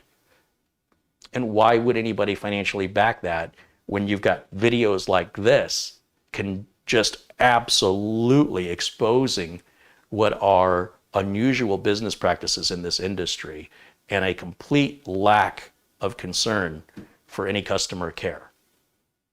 It's just not the way we do things here in the United States, generally speaking. And those who behave and exhibit this type of behavior generally don't do business in the US very long. There's not a long, proud history of a 100-year-old company that exhibits this behavior. It doesn't exist. It's not possible. You cannot exist in business for 100 years or more exhibiting these business practices. This is its own karma that limits the ability of this company to grow and to sustain over a long period of time.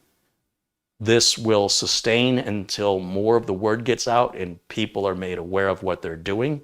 And I would imagine most people are not okay with it. I would have not been okay with it had I known 3 years ago at any price, because it enables them to change that price without me knowing or acknowledging acceptance that I'm aware of it, and then to automatically bill me. And if I then want to renegotiate it, they say it's too late. It's too late because your new contract already started without your consent.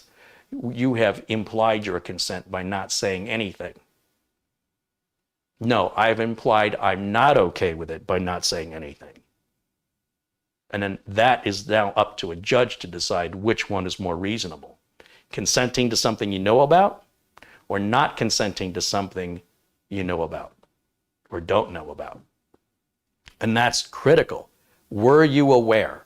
Did the company make a reasonable attempt to make you aware? And does the company have any way to know that you received that awareness, right? If you blindly send a letter without a signature, how do you know the letter arrived?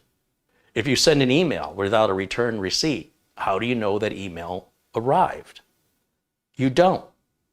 So presumably, your email never got to its recipient for whatever reason, because you received no acknowledgement. So reasonably, in 60 days, as the clock is ticking down, the whole month goes by with no acknowledgement, there's still another month to try again, to try and get acknowledgement. Failure of acknowledgement should negate any consent. Period. It's common sense.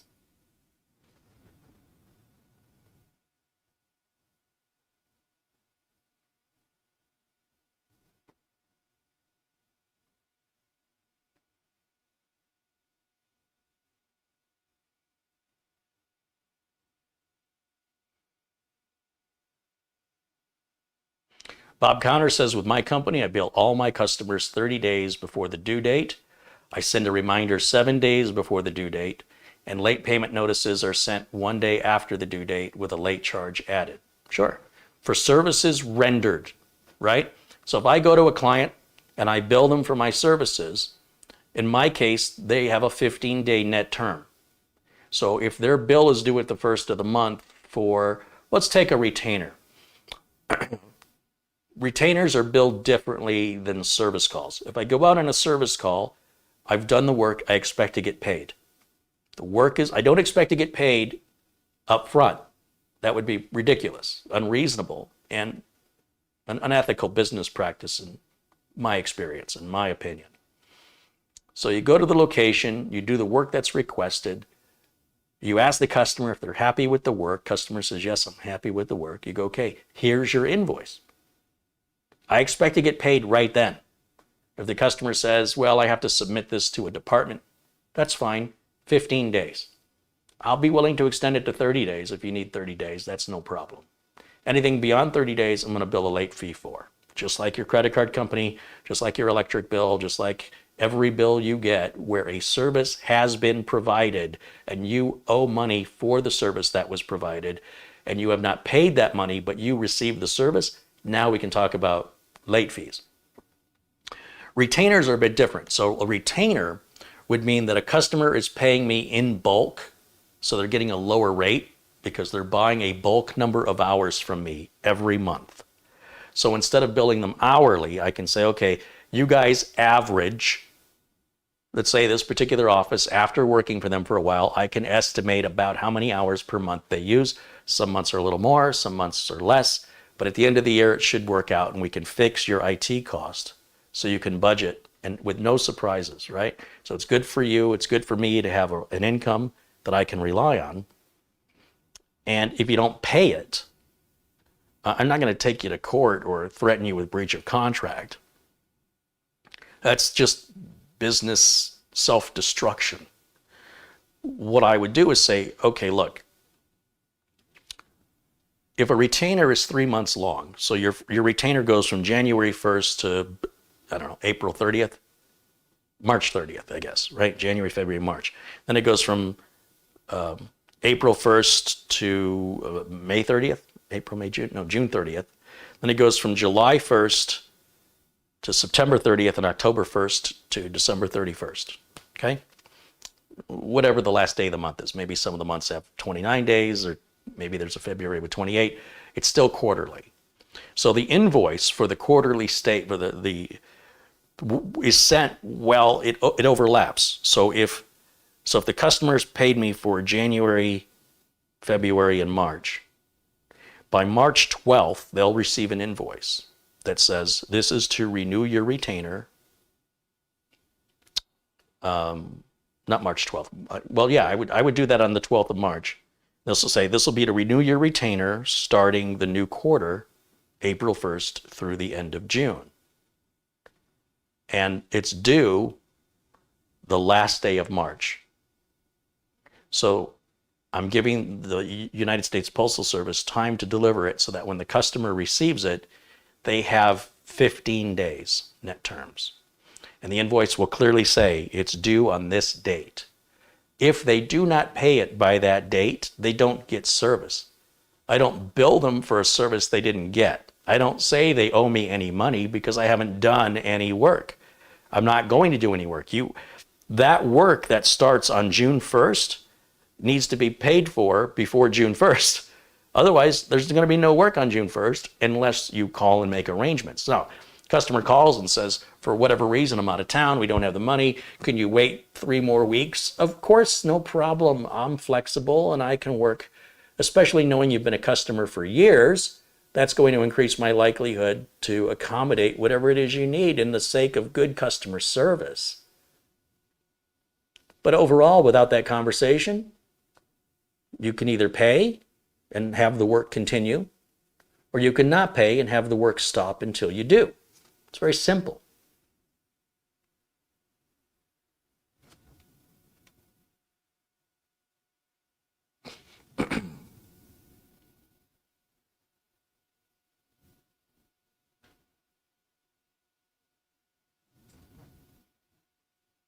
G. Wisen says, auto insurance. auto insurance is billed up to 6 months in advance.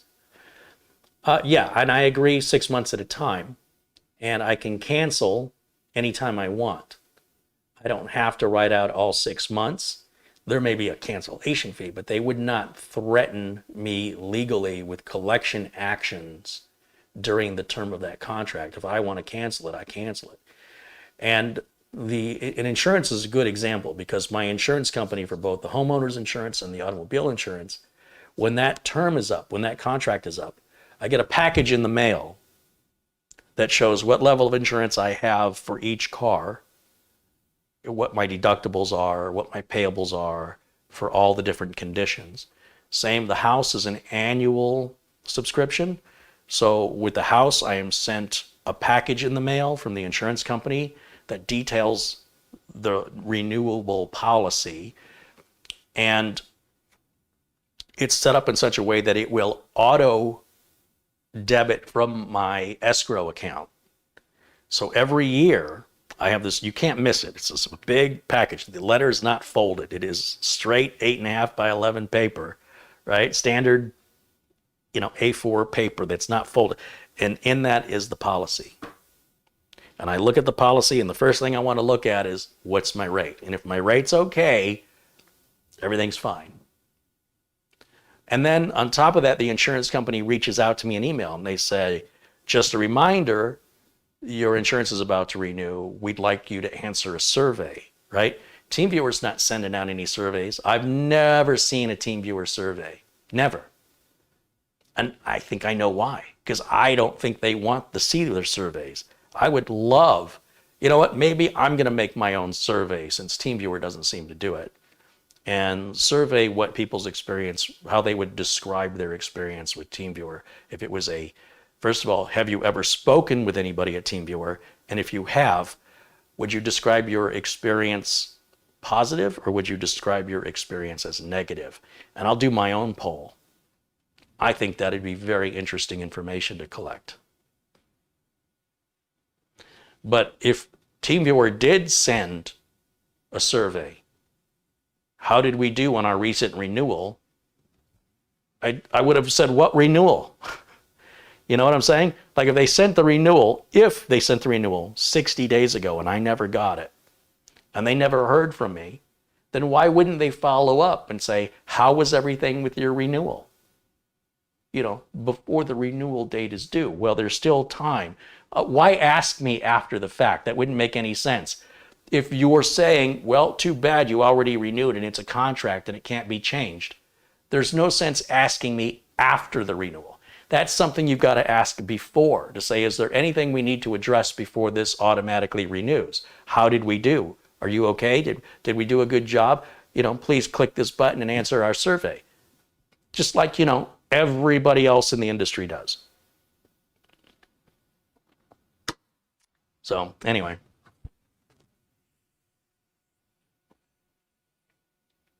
Yeah. Now proceed accordingly. And you can expect I will be evaluating some other remote access solutions that for me are much more aligned with my personal value system and where I feel like my business is appreciated, the product is not overpriced, and where I feel like I'm not having somebody trick me. And I really feel like TeamViewer really tricked me. They tricked me good. Man, they got away with it. For 3 years, they got away with this deception. And now that it's been exposed, and now that I see what they've been doing, now that the mirrors and the smoke have cleared enough for me to see what's actually happening, I am shocked and disappointed in a way that I cannot find words for. I would have never thought that a piece of software that well done could be handled and marketed by such a group of people that exhibit such behavior. I don't even know how it's possible that they made it this far. It doesn't make any sense. That's how deep that deception must run.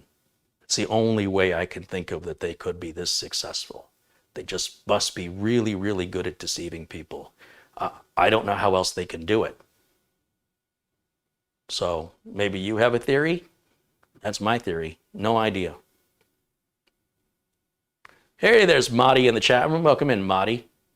Marty contributes $10. Thank you, Marty.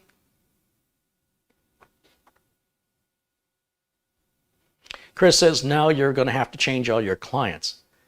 Well, Chris, yes, but you say that like I have a lot of them.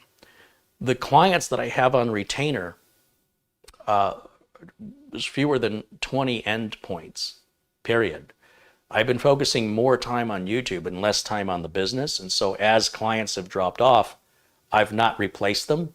And as I naturally lose clients, I figure that'll be a good way to transition to YouTube full time. But I'm not, unlike TeamViewer, I'm not firing my clients. I am letting my clients be the ones who want to break up with me. I don't want to be the one who breaks up. I feel a loyalty to my clients, and I want to reward their loyalty to me by not betraying them. I feel betrayed by TeamViewer, and I would never want a customer to feel betrayed by me. So I will stay loyal to my customers. The ones I've got remaining have been with me for over 10 years, and I'm very proud of that.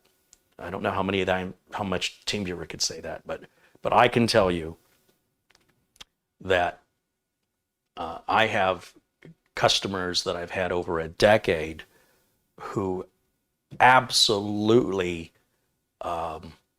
would be upset and probably feel a little betrayal if I said I didn't want to service them anymore, because they haven't done anything wrong. It's just me saying I don't really want to do this anymore. But I'm okay with seeing what I committed to, because from my perspective, I committed to helping these folks. And unless I can provide them somebody else to fill my job, I'll continue to do it for them. And then when they retire or sell the business and they say, geez, I'm so sorry that, we're going to have to end the relationship, I'll say, hey, it's fine. No problem. I completely understand. I will actually be relieved. But in the meantime, I stay committed to my customers who are loyal and they provide the bread and butter for which I was able to maintain a business. And without them, I might still be miserable working at a company like TeamViewer or something, where I have to work in such a despicable corporate environment that so opposes every bit of morals and every bit of morals and ethics that my parents raised me with. I just couldn't in good conscience collect a salary from a company that operates that way. But imagine if I was in a position where I didn't have any choice because that was my only form of income. So as you can imagine, unlike TeamViewer, I actually deeply appreciate my clients, because it's because of them I was able to break free of the corporate bureaucracies. And there are still corporate bureaucracies who think they can still control me. Good luck. I call your bluff, your move. What are you going to do about it? It's a delusion of power. They don't have it. And in any event, I would never, being a business owner, I know what works for business. I would have never, ever agreed to an Evergreen clause. If I was made aware of it, TeamViewer would have never gotten business from me day one. And the video I made on TeamViewer would have been very different. Back in the day when I was promoting it for free, if I had known, that would have been a very different video, and I would have years of experience with a competitor's product. But now, I've already talked to a couple of competitors. They're very excited at the opportunity to be exposed here on the channel, to introduce their product to a new audience, and for a chance to show why they're more deserving of your business than TeamViewer is.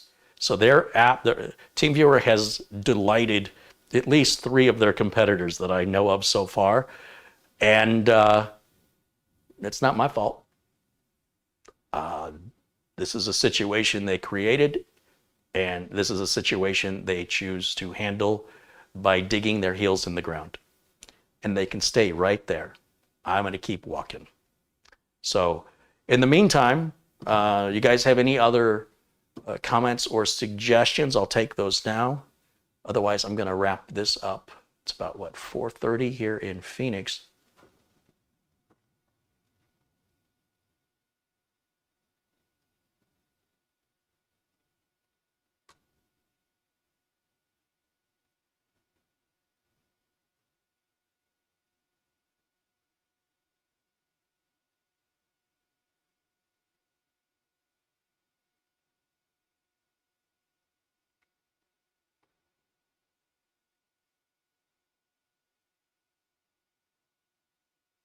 Juan the Panda says, Linus from Linus Tech Tips mentioned that they're having trouble with TeamViewer being predatory and trying to get him to pay more.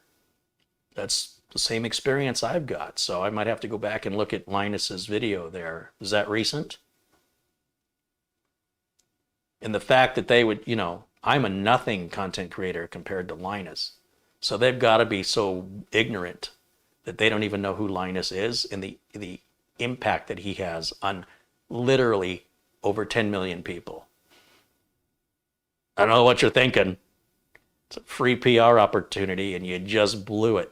Wow. Wow. If that's true, I feel better.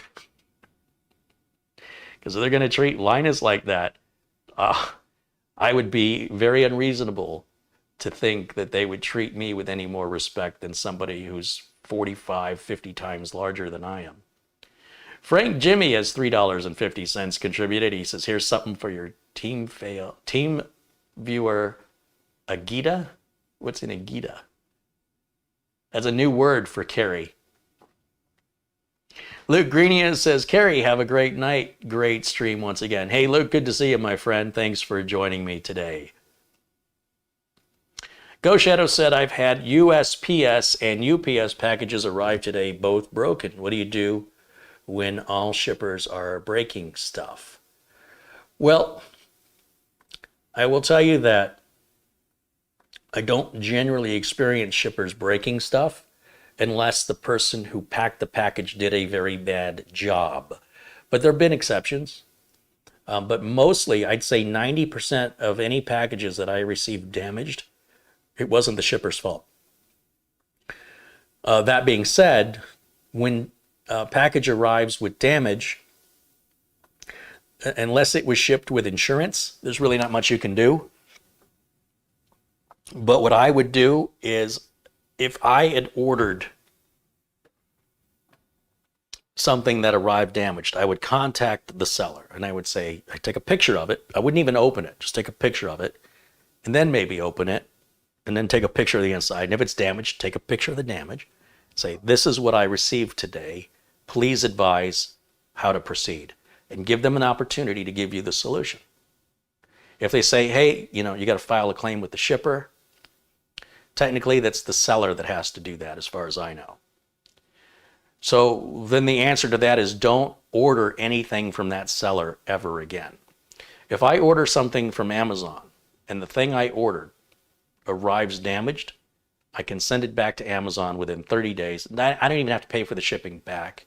And they'll either refund my money or if another is available, send me another one. I've had a great conversation with the folks at Amazon because recently at this new location, I've had a problem with packages being marked as undeliverable.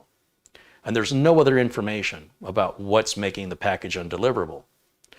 So I got to speak to an executive customer service representative who is responsible for enforcing or fixing any rules. They don't follow the rules, they make the rules. Do you understand? Like, I'm not talking to somebody down here, I'm talking to somebody up here. And I'm explaining to this person, first of all, thank you for your time, because it means a lot more to me to talk to somebody who has any power than to talk to some customer service person making minimum wage in another country that you've contracted out to. I said, I'm giving you permission to look at my account. And I want you to see, first of all, that I've been with Amazon loyally since 1997. My account goes all the way back to my first order in 1997. And I want you to see how year after year I spend more and more and more at Amazon. Every year I spend more. I love Amazon. I'm going to tell you right now, I love Amazon.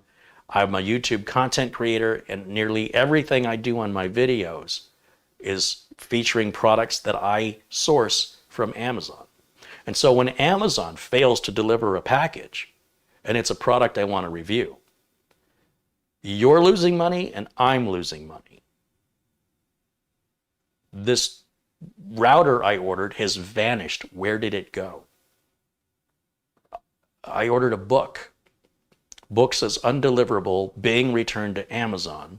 When Amazon receives it, you'll receive a credit. What happened? Why wasn't it delivered?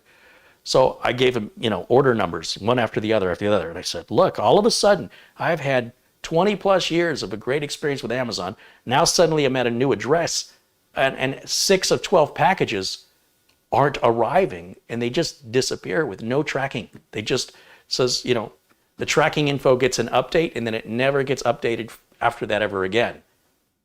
So I said, take a look at this package right now. Here's the order number. Look at it.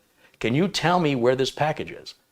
And he says, it looks like it's bouncing between 2 warehouses because neither one is sure, apparently, maybe, which one delivers to your area. So they keep shipping it back and forth to each other, and it shows it went from one distribution center to the other and then back again, and then it's just gone. He goes, I don't know where it is, but if you give me a few days, I'd like to hunt this down and fix it for you. And I said, again, I can give you a few days, but every day that I don't have that part, I'm not making that video. And if I'm not making that video, you're missing out on an opportunity of selling that product, and I'm missing out on the opportunity of more content from my channel that I then have to, replace with something else, and then this project gets postponed. But I can wait a few days, of course, no problem, because the fact that I have your attention, I'd like to take advantage of that and give you the time to fix this so we can solve whatever this is. It's very unusual. This goes against all of my 2+ decades of experience with your company. Errors occur, but they don't occur this frequently. This is concerning. And he agrees, and he promises to get to the bottom of it. And I said, well, I have your attention, if you don't mind. I would like to discuss with you the fake flash drives that I brought to Amazon's attention that are still being sold today, and why Amazon doesn't read these 1-star alert reviews warning people that the flash drives, they say they're 1 terabyte and they're $40, and they're actually like maybe 128 gigs, and sometimes they have viruses preloaded on them, as I demonstrated here on an unboxing video of knowingly buying these bad fake flash drives to prove just how bad and fake they are. And while Amazon did remove those specific products from those sellers, other sellers came in and are selling the exact same product. So I said, that's question 1. I said, question 2 is, I ordered 2 CPUs, Core i5s. I've got them right over here.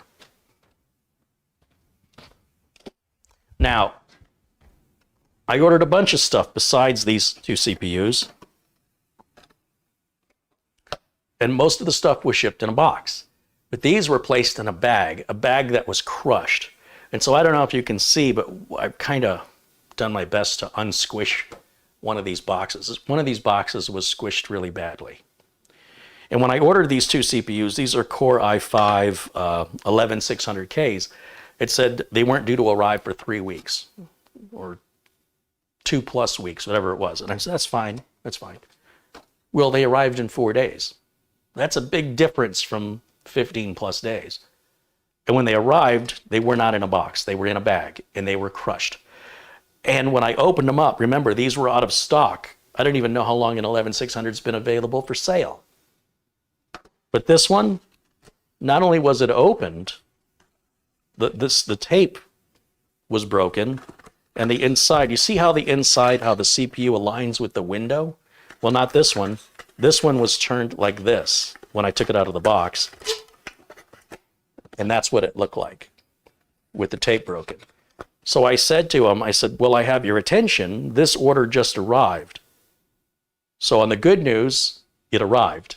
It wasn't undeliverable. On the bad news, This is supposed to be a brand new product, and it seems to me about 1 out of about 25 products I order from Amazon is sent to me in a clearly used condition. Why is this happening? And finally, I said, just one last thing I want to talk to you about, since I have your attention and you have the ability to make changes. I said, I ordered a bunch of returned product. I did many videos featuring how you can save money by ordering product returned to Amazon. But when I ordered these RGB fans from Corsair that were returned, I unboxed them live on camera. And 50% of them did not have the fan that was supposed to be in the box.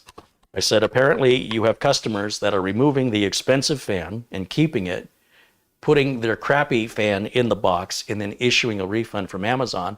And my question is, why is nobody in Amazon even inspecting what's in these boxes before relisting them for sale again? Because it's a pretty obvious change.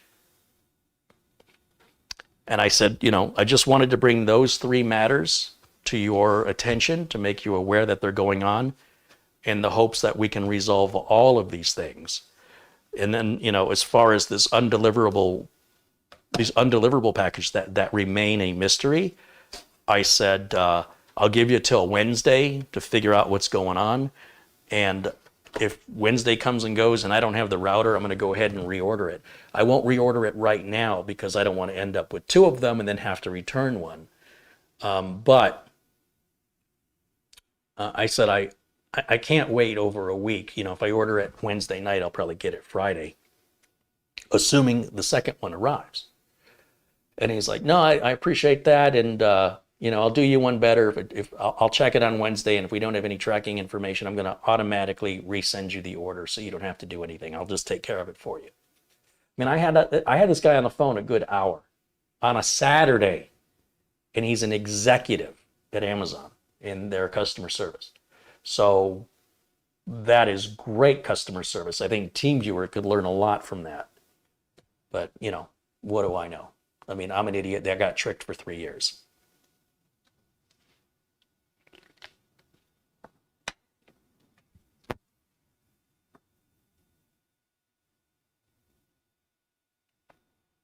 Chris says he has a lot of problems with the United States Postal Service. We get mail packages that are open, and we even get other people's mail, sometimes mail for people 30 miles away. Wow. That's pretty bad.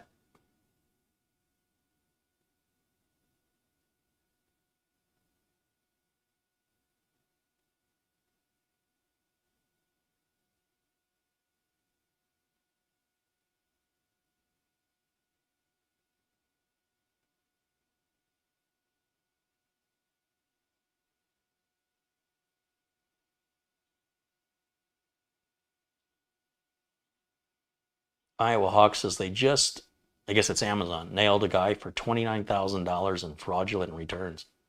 Yeah, I've seen stories like that in the past. Takes some oil to get caught. Adhida, I'm not sure if the J is pronounced. He says, Frank says that's an Italian phrase for heartburn or a situation that gives you anxiety, stress, or aggravation, or also known as agitation. I learned something new today. Thanks, Frank. William says, what happened to the Amazon order? Well, that's a good question. I don't have an answer to it yet. It's still ongoing. What's interesting, and this is also something I brought up, is when I had a package that actually made it here, and I opened the package up, I didn't think to look at the address label.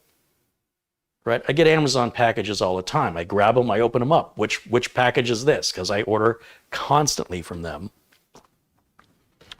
And in the box, there were these 4-prong surge protectors. And so switch here. And I guess, and it's got, there's USB on this too. I didn't even notice that till now. So there's 4 USB charging ports and then 4 plugs, and then you plug this in the wall. There's a surge protector. I didn't order this. What's this? And I look at the address on the package, and there's two addresses on the package. There's the poor person who ordered it, which is miles and miles away.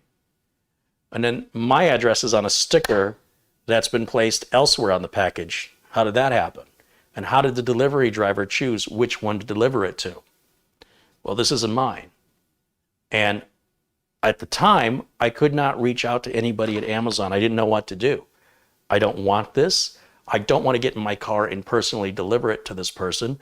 I looked this person up online to see if they had a phone number, but I couldn't find them. In fact, their name was something that matched a fictional novel character's name, so I wonder if it's even a real person.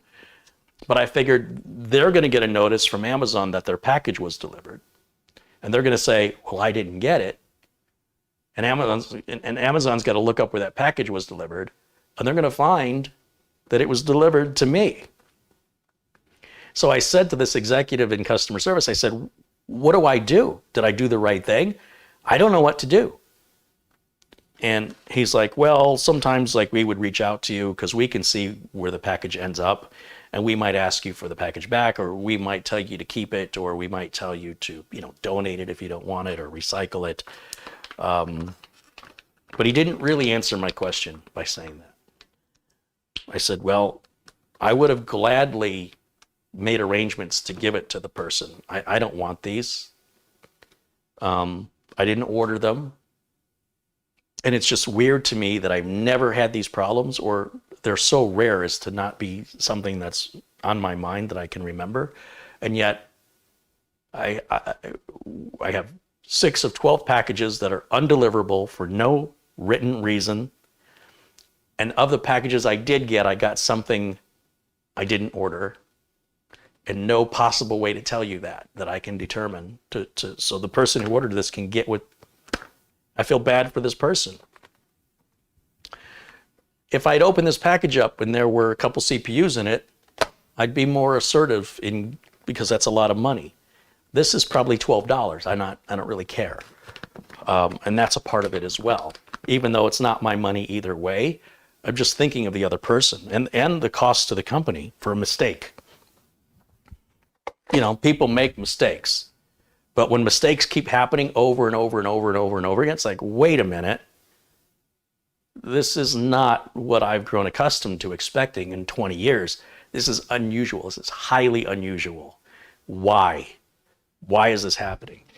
And so, yeah, hopefully I'll get a statement of some kind tomorrow. But I cannot tell you how impressed I am with Amazon's customer service, especially given they called me on a Saturday and they genuinely sounded concerned, and that they shared my concern, the sincerity and the gravity of my concern, in that this has to be resolved as a priority. This has to be resolved immediately, because otherwise, what assurances do I have that anything I order I'm going to receive? And how do I maintain my YouTube channel and schedule videos if I can't reliably have a reasonable expectation of when the parts I need are going to arrive to be in time for the video? So I'm going to have to buy from somewhere else, or maybe I got to ship it to an Amazon locker, change the address. What's happening here? And he's just reassured me that no, you should not have to send to an Amazon locker, and you should not have to change the address. What we need to do is identify why these packages are not getting delivered, identify that and untangle it so it doesn't happen again. Make sure the people responsible for it, once that's determined, are properly trained and understand how to handle that from now on. And he said, that's what I'm going to do. I'm going to not stop until this is resolved. So, he asked me to keep in touch with him. He'd stay in touch with me, and that we will continue to monitor deliveries to this address as long as necessary to identify where the bottleneck is, where the obstruction is, and then he'll clear that obstruction permanently, whatever that means. So that makes me feel good, that they took that with the level of sincerity and gravity that I think it deserves when you consider how much is riding on it. You know, my career rides on this. And to some extent, Amazon's income rides on it as well. Not only for the sales of the products, but for the videos I make, including, ironically, Amazon Live videos. So, and he was made aware of all of this. And he has the records to look and verify everything I told him is true.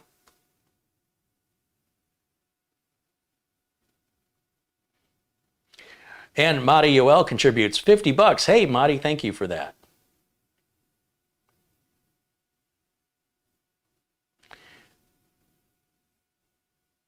Evan says, yes, it's good customer service, but also you are just a good customer. I'm always a good customer.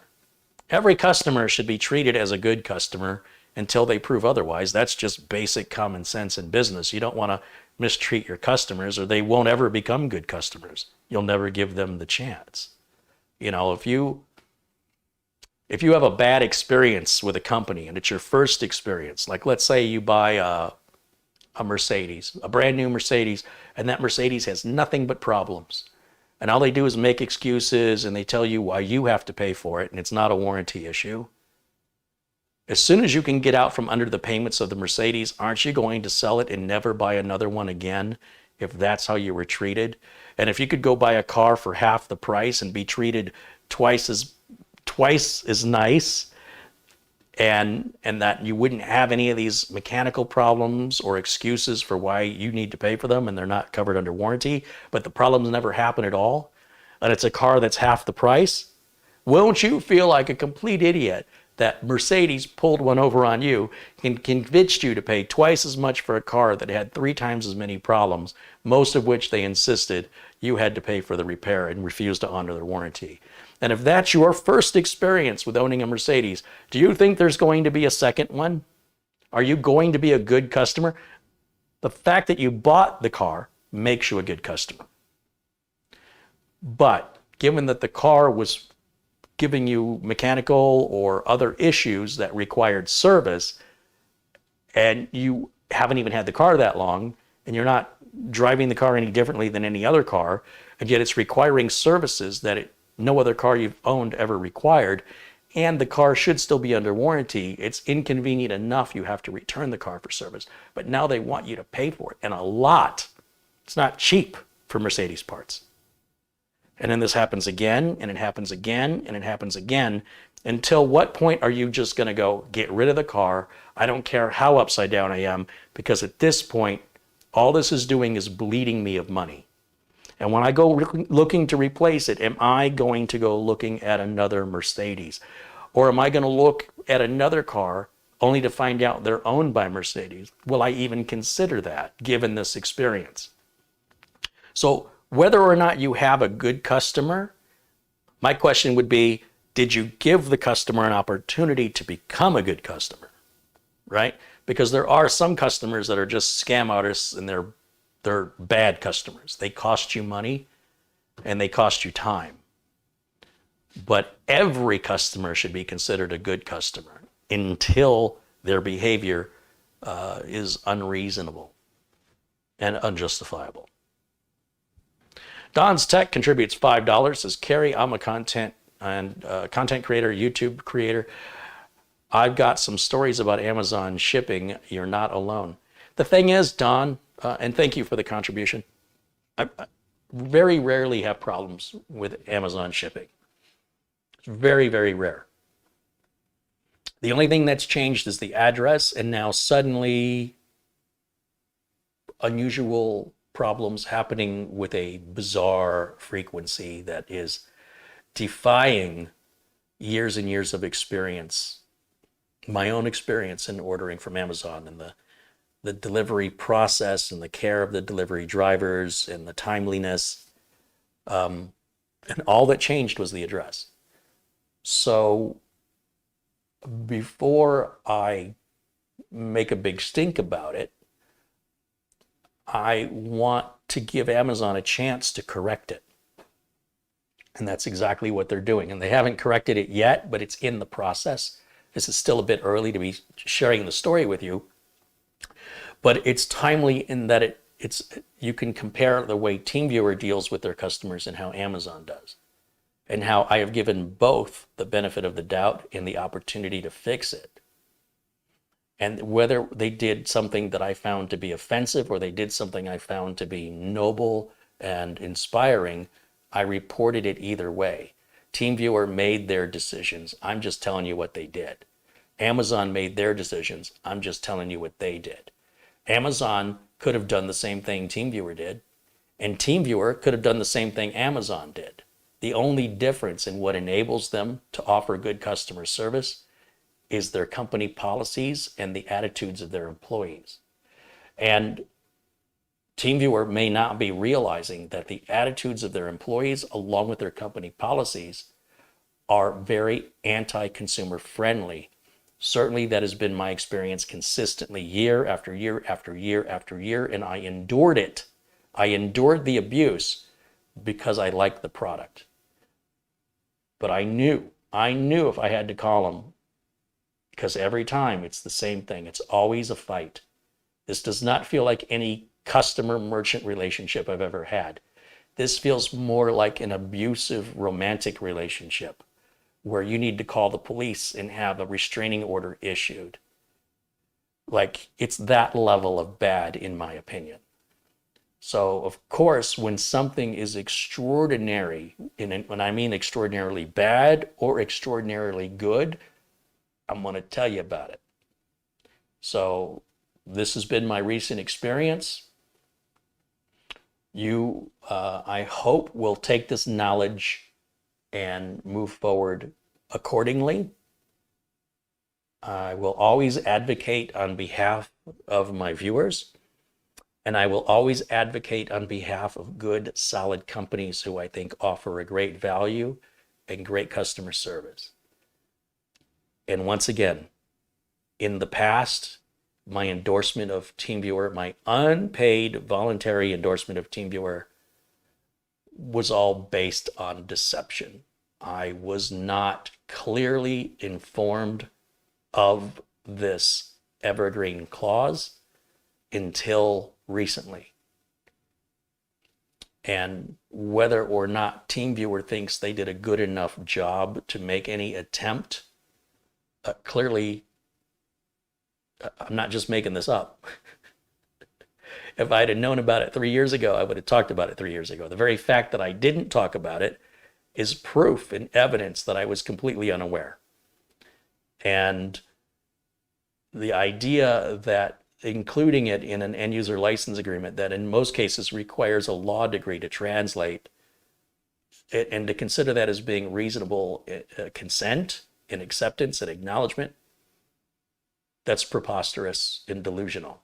And I am certain when challenged in court, there's no other way that could go. It's just not reasonable and prudent to expect somebody to read an entire end user license agreement or to even know one was sent to them 60 days before a bill and to assume that they received it even though you received no acknowledgement either way, and to never send anything else or to make any further attempt for the next 60 days and to just automatically bill the card at whatever price you decided to bill because the customer didn't say not to. That is so wrong. Can you imagine any other business that worked this way? Like you sat down to eat dinner at a steakhouse and they deliver you a steak and you're there and you're eating and then they deliver you another steak and you're thinking, what the hell's going on? This is weird. Well, hey, free steak, you know? Then they bring out another steak and you're just finishing the first one. You're just gonna maybe got a little room for the second one, then a third one and a fourth one. And you go, wait, what's happening right now? I'm not asking for these. And then the waiter says, well, you had 20 minutes before you finished that steak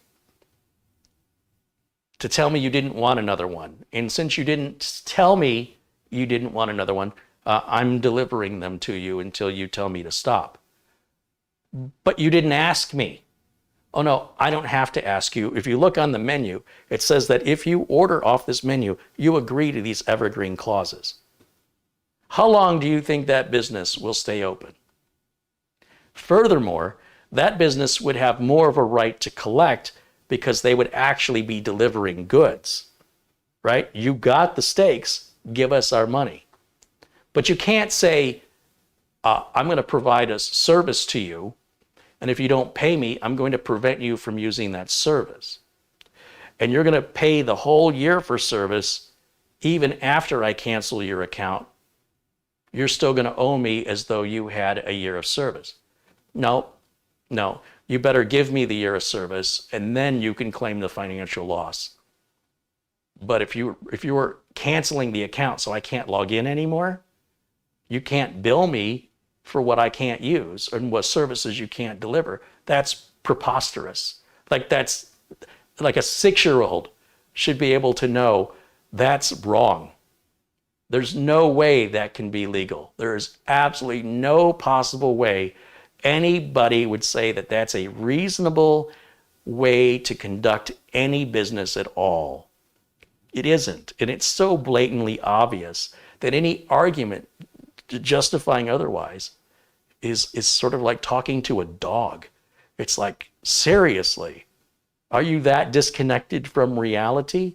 You want to do business with companies that do this to you? The very thing you do for a living. How would you react if a company did it to you? What if I did this for a living? What if you were in my shoes? What would you do? Funny enough, I asked him that question because I could tell he wasn't listening to me. So rather than try him to see reason, I simply said, what would you do if you were me? And he gracefully found a way to avoid answering that question and change the subject. And I pointed it out and I said, you did not answer my question. You changed the subject, and that suggests to me that you know it's wrong and you just won't admit it. And then again, he continues to argue and fight.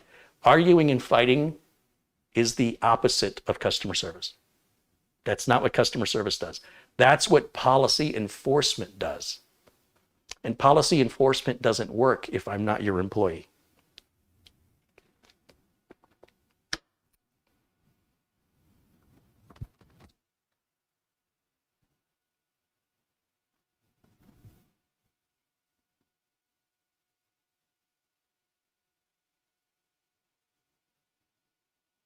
Snakebite says, quote, I'm just doing my job, unquote. Well, I'm just doing my job too, right? I have a company. I'm the president of my company. My company also has policies and procedures just like your company does. I need you to obey my company's policies and procedures. You must obey. If you're going to do business with me, you must follow my company's policies and procedures, or we're not doing business. How is that any different? Does TeamViewer think that only their policies and procedures are valid? What about my policies and procedures? Because from my perspective, mine are the only ones that are valid. That's why you go to a courtroom.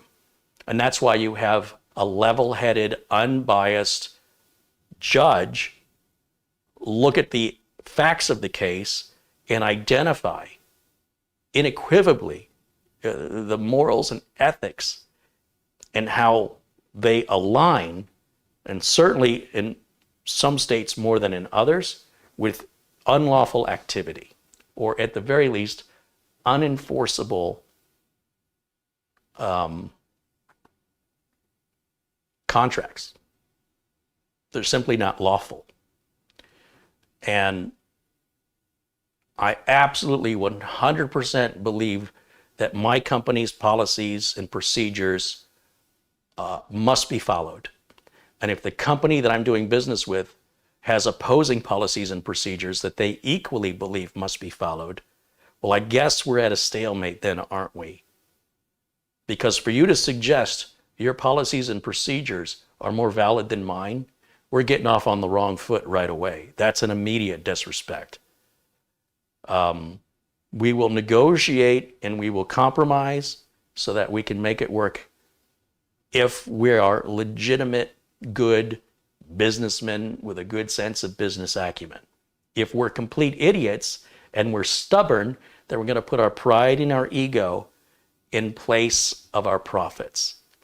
And we already have enough history of corporations exhibiting that behavior. None of them have ever never excelled or succeeded. They survive for a very limited period of time, and then at some point their pig-headedness catches up with them. Why do you think companies like Sears aren't around anymore? Sears couldn't do what Amazon does. They just weren't willing to. Well, if you're not willing to and somebody else is, bye. Get out of business. You want to stay competitive in the marketplace, you've got to adapt, you've got to be flexible, you've got to give your customers what they want, not tell me don't tell your customers what they want. Who the hell do you think you are? Anyway, not happy, but I'll be doing some research with UltraViewer, and that's going to be my first one I'm going to test. Then I think the second one I'm going to test, if UltraViewer falls short, I'll test a second one.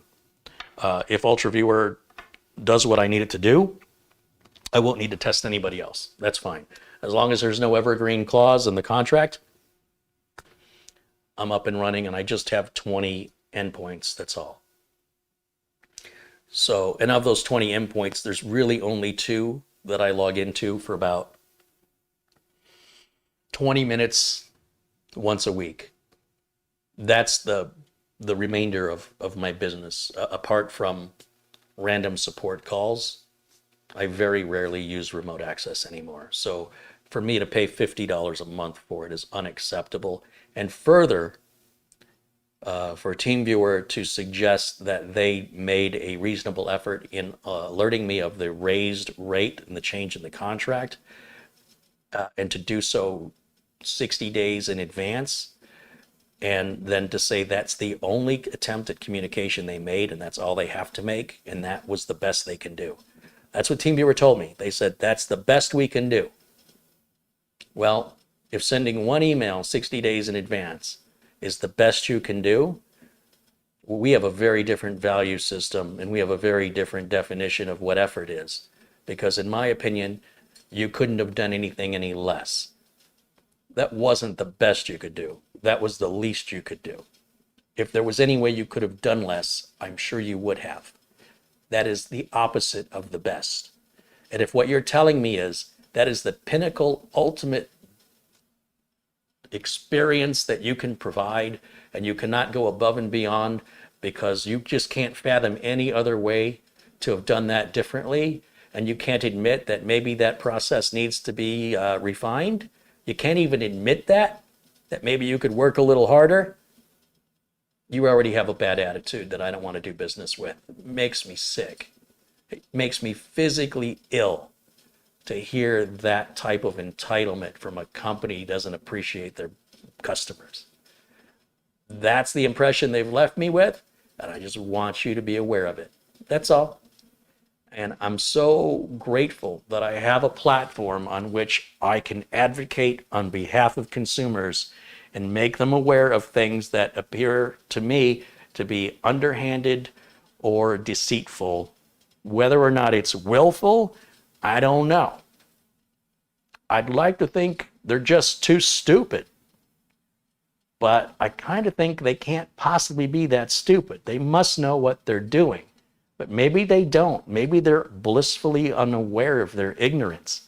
But regardless if it's willful or not, that's what it is, and you should know. Because I didn't know. And if I didn't know, who else didn't know? That's what I'm here to solve. Just spreading the knowledge. Have new information I never had before. And I assume there must be a lot of you out there like me who also did not know this information. And so, the purpose of the video. Thank you guys so much for watching. Friday, Mitch and I are going to do a build featuring the 8-year build using 11th gen components. So, of course, the 8-year build currently exists in videos on this channel as a 9th generation and a 10th generation. So right now, if you want to do an 8-year build, you can still use either video because the 9th generation chips are still being manufactured and sold, as are the 10th generation chips, and they're different motherboards. And then, of course, the 11th generation. and I will have the recommended boards for a good budget, $600-700, say a $700 build. That's going to be NVMe storage, Core i5 11600K, a good third-party air cooler, since these don't come with coolers, but they do have built-in graphics, so you don't have to buy a graphics card. A good budget power supply and a good budget case that's not cheap. It's not crap, but it's also not super high-end, expensive, over-the-top, ridiculous, but just a decent, right down the middle build that you can expect to run silently, to run in high performance, fastest machine you will have owned, probably. You build it yourself, so you know it gets built right and it's built with pride. And if you want to emphasize putting more money into storage space or more RAM, those are options available to you. If you do want to add a discrete graphics card, you certainly can do that. If you want to add a more powerful power supply, you can do that.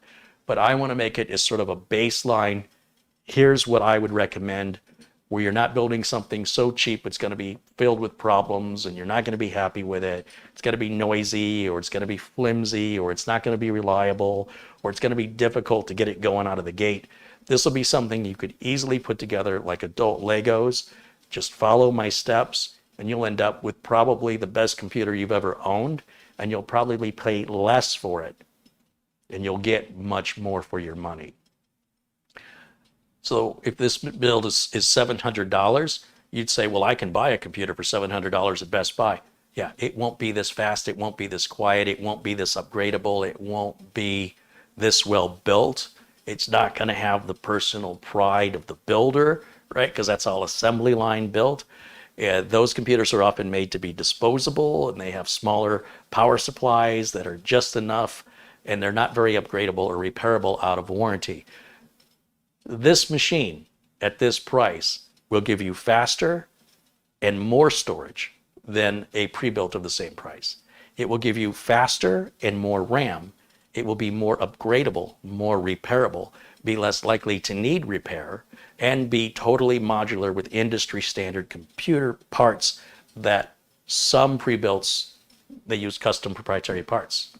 So when it breaks, oftentimes the part is more expensive than the computer's worth, and there's no competitors for that part because it's a unique design. In order to get the price down, they make cheap stuff.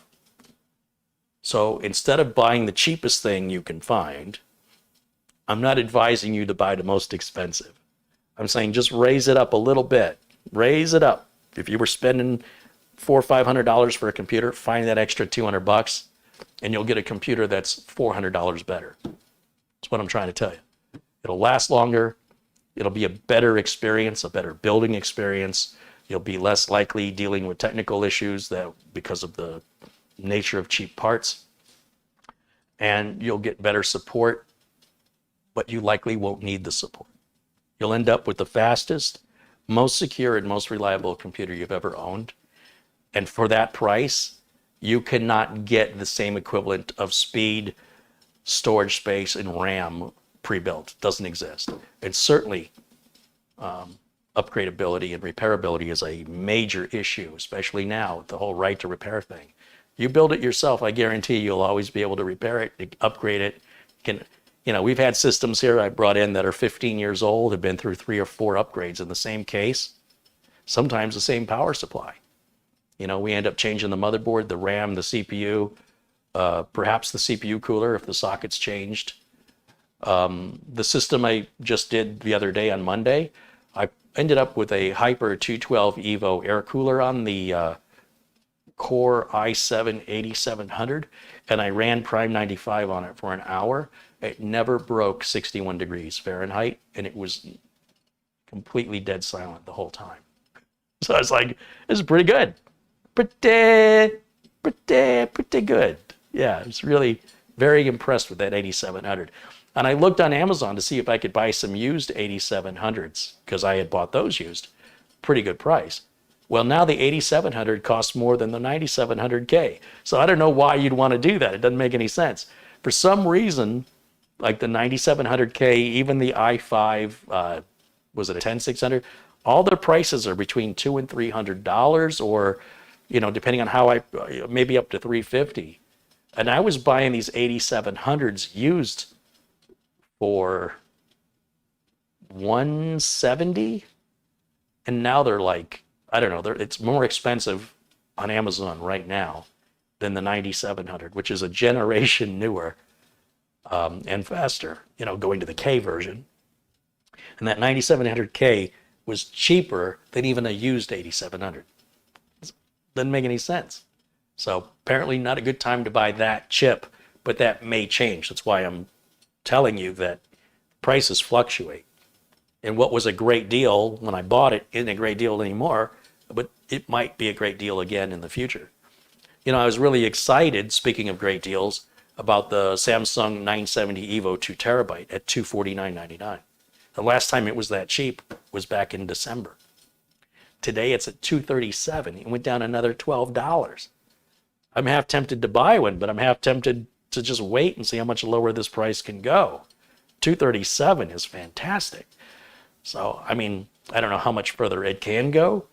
So it's not like you're going to lose a lot of money if you buy it at $237 and it drops to $230. That's a $7 difference. On the other hand, it could jump right back up to $300 again, which it was at for many, many months. That's an interesting thing to watch on Amazon. Just pull up the Samsung 970 EVO Plus 2 terabyte drive page and refresh it every day, or put it on a wish list so you can watch the price. It's one of those things that it's like gasoline. It just seems to go way, way up for no apparent reason, way over MSRP. Then it'll drop below MSRP. And I didn't read anything in the tech news that would suggest there was an oversupply of silicon or something where these discounts would be coming. It just seems random, as far as I can tell.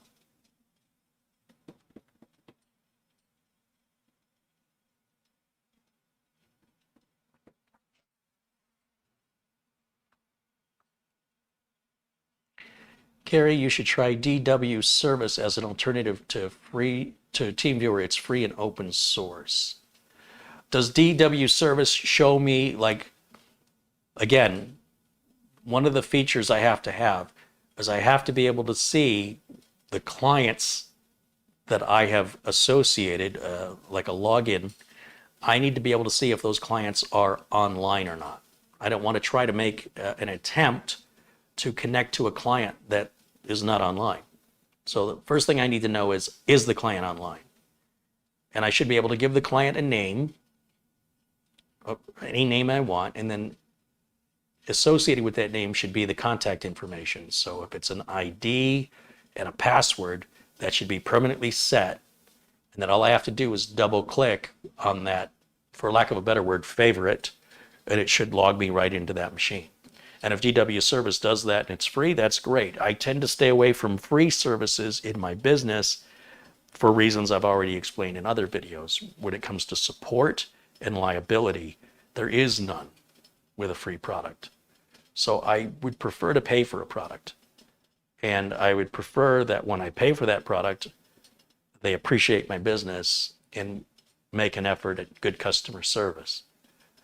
I'm a little crazy that way. What can I tell you? It's important to me. And I will take my business as many places as I need to until I find one that treats me well. And I will stay with them until they stop treating me well. TeamViewer has never treated me well. It has always been a fight. And I'm an idiot for fighting to convince them to let me use their product. It's like the dumbest, most backwards experience of business I've ever had in my life. I've never allowed myself to succumb to the requirements of a business that are unjustifiable in my world. And I made an exception for TeamViewer, and I thought it would get better, but it's not gotten better. It's exactly the same. It has not evolved as a company internally. From my perspective, from what I can see, they are exactly the same. They have not gotten better and they have not gotten worse. They are the same unpleasant, anti-consumer, policies over people company that they've always been in my interactions with them. It is consistent. They have not grown in that way.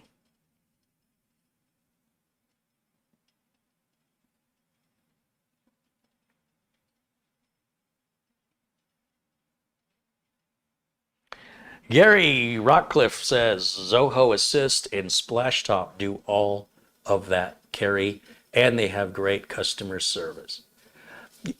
I've worked with Zoho in the past. In fact, I had the founder of Zoho on the radio program I used to do over a decade ago, and they seem like a great company. It just wasn't they were doing subscription stuff long before everybody else, and it just wasn't for me. But the company seemed nice. Splashtop, I don't know much about. I don't have any experience with it, but there's enough people talking about it. Certainly justifies some investigation.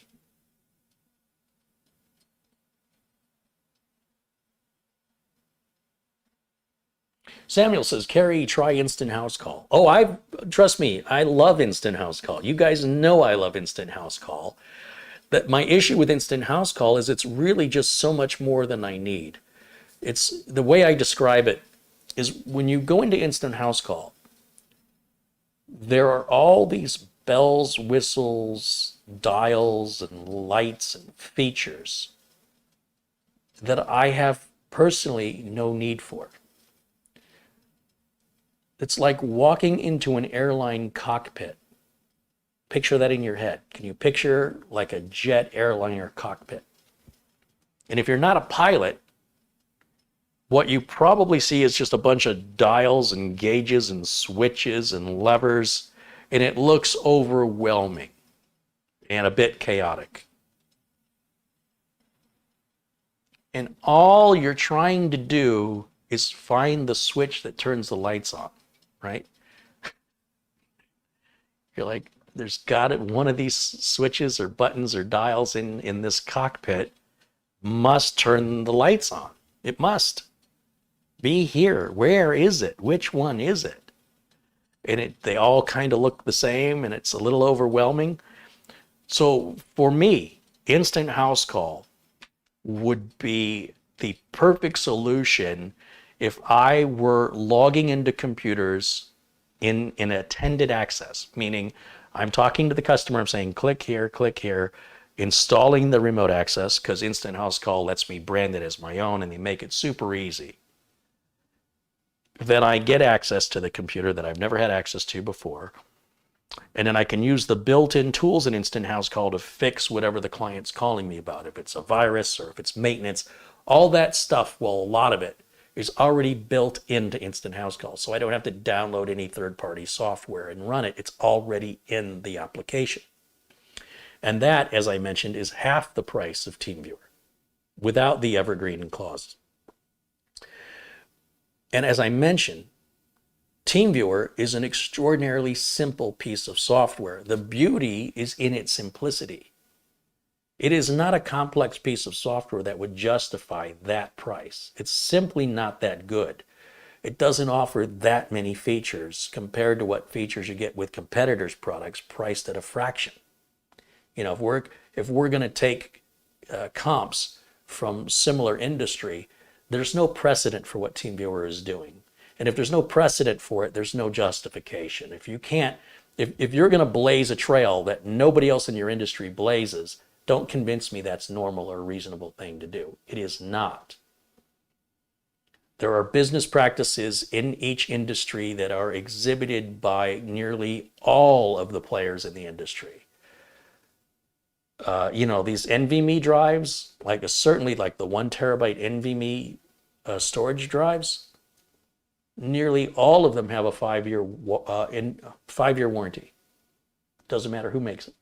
In the United States, nearly all of them have a 5-year warranty. Samsung, Western Digital, Sabrent, AData, Team. I don't know who decides this, but it's pretty unusual to find somebody who doesn't follow those practices in that industry selling a product like that. And they're all more or less priced very similarly. You don't see one product priced, let's say, 4 times more than their competitors, and it's essentially the same product. Because how would you sell any, right? And so that's where you can get away with this evergreen stuff in service contracts, because you're not delivering a product, you're delivering a service. And that's where things start to get into little fishy loopholes and suspect business practices that I feel like anybody with integrity, anybody with an ounce of integrity, would not work for a company like that.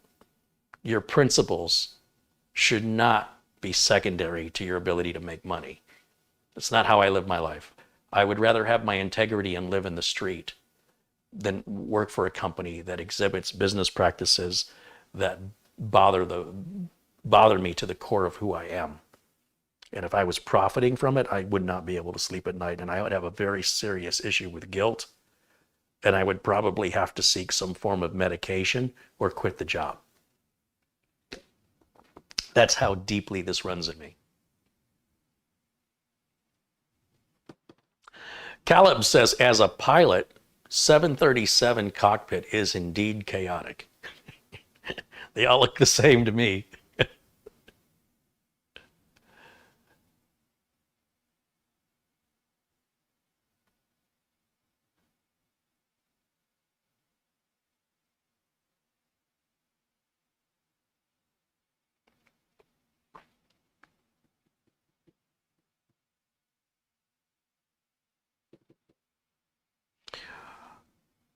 Julian wants to know if 2.5-inch SATA interface solid state drives are still worth it. You know, value is what you assign value to. I can't tell you what anything's worth to you. Are they worth it to me? No. But does that mean they're not worth it? No. That's my expectations. What I don't like about 2.5-inch solid state drives is the additional labor and cable management they require in their installation. I much prefer to use a M2 NVMe drive, which will not only be around 4 times faster, there's no screws, well, there's one screw, but you know, I'm not mounting a drive, I'm not dealing with a drive cage, I'm not dealing with a data cable, I'm not dealing with a power cable. So for an overall cleaner system look, faster maintenance, faster diagnostic, better airflow, the power requirements are being met through the port, so you don't have to, you know, get a bigger power supply because you're changing your M.2 out, right? But if you keep adding more and more SATA SSDs, obviously each one requires its own power. It's going to be fed off the power supply. So your power supply needs to have more connectors, or you have to buy splitters depending on how many your power supply has and how many drives you're adding. So for me personally, the combination of the convenience of M.2 along with the 4x plus performance difference in read and write speeds, and then price. In many cases, the NVMe drive is cheaper, so it's superior in that it's smaller, lighter, no cabling, one screw to install it, it's done, and it's either the same price as the equivalent SATA, or in many cases, it's less than the equivalent SATA. So why would you go with a drive that's not saving you any money, that's more difficult to install?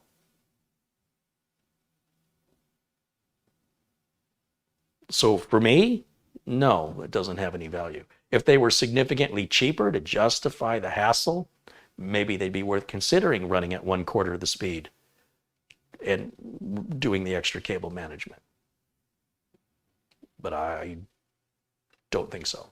That's my opinion.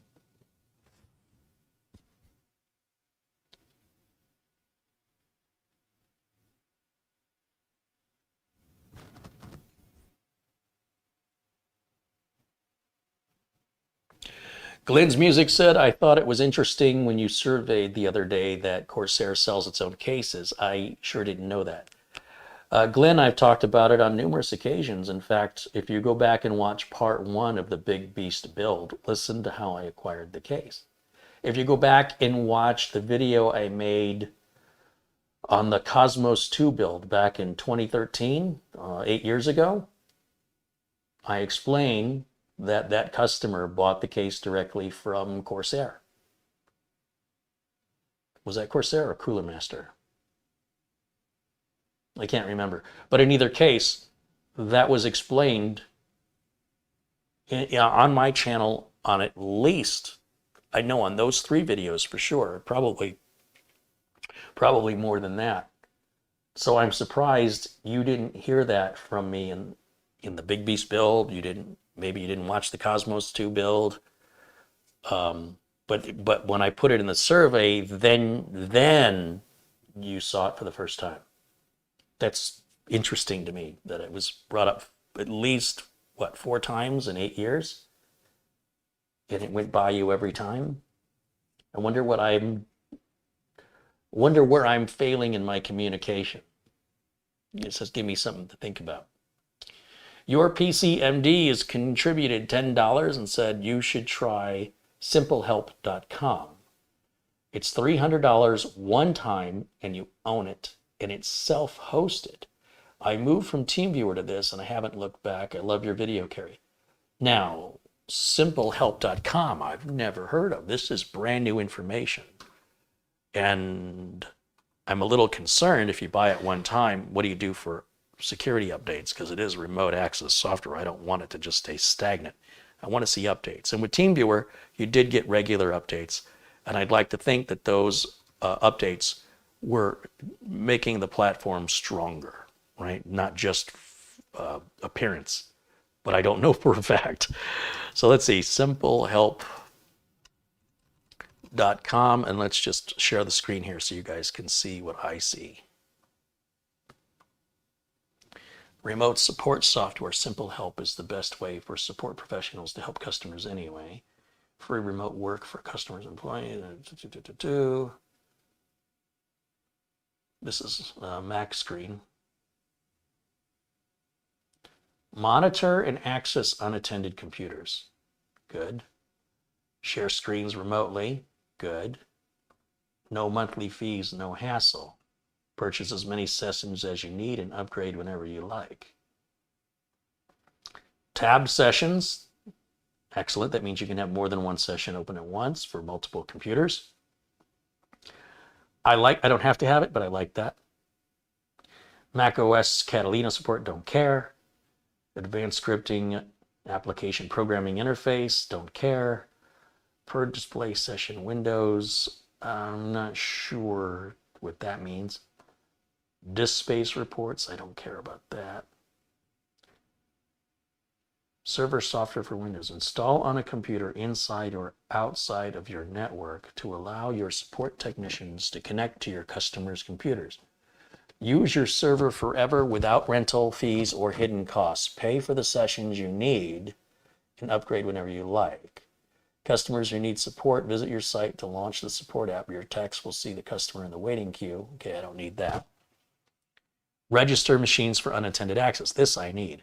Install the remote access service to register a computer with SimpleHelp. The technicians can then monitor it and be alerted of problems, connect when repaired. So what's the cost?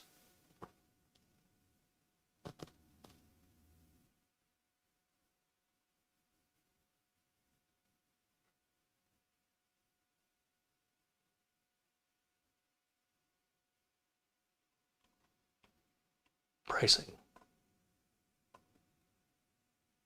Standard, 1,000 machines, $300 per session, $270 per session if it's a 5-session bundle.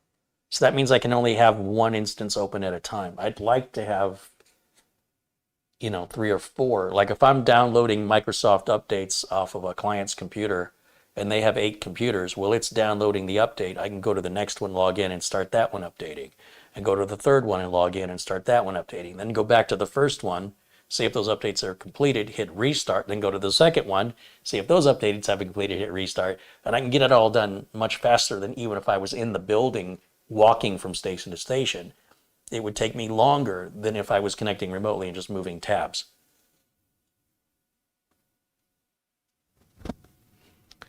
So it may be the standard one with multiple sessions. And you know what? If you added these two numbers together, 300 and 270, that would still be less than what TeamViewer wants to charge me for 1 year. Because that's basically $50 a month. This, it would be less than that. This would be in 1 year. And then if this is a one-time, that means every year you keep it, it gets cheaper. It does say you'll get supported upgrades for 1 year. So you would have to maybe spend a little bit amount of money to continue to get support and upgrades. Unless you have to pay the whole thing all over again. In which case, then the only difference in TeamViewer is about $50 in whether or not I get good customer service. A session is any connection between a technician and a remote.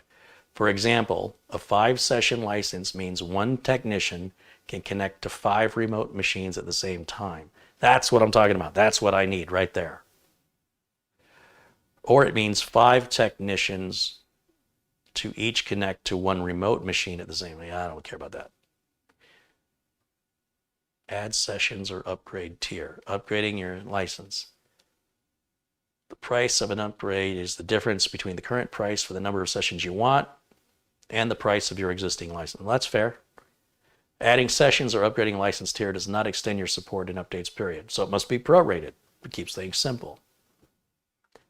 Yeah, I don't know. I'll definitely have to check it out. Interesting. Thank you for making me aware of that. I had no idea. And it may be those companies you never heard of before that are that much more appreciative of your business and the fact that you're getting any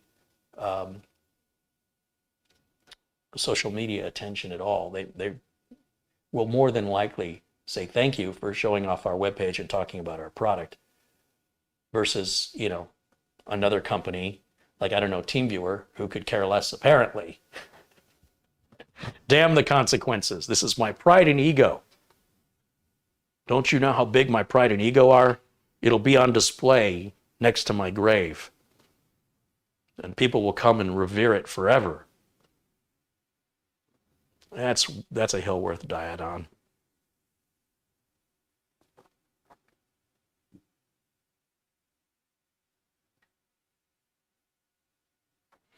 That's from your PCMD. Yeah, thank you for letting me know.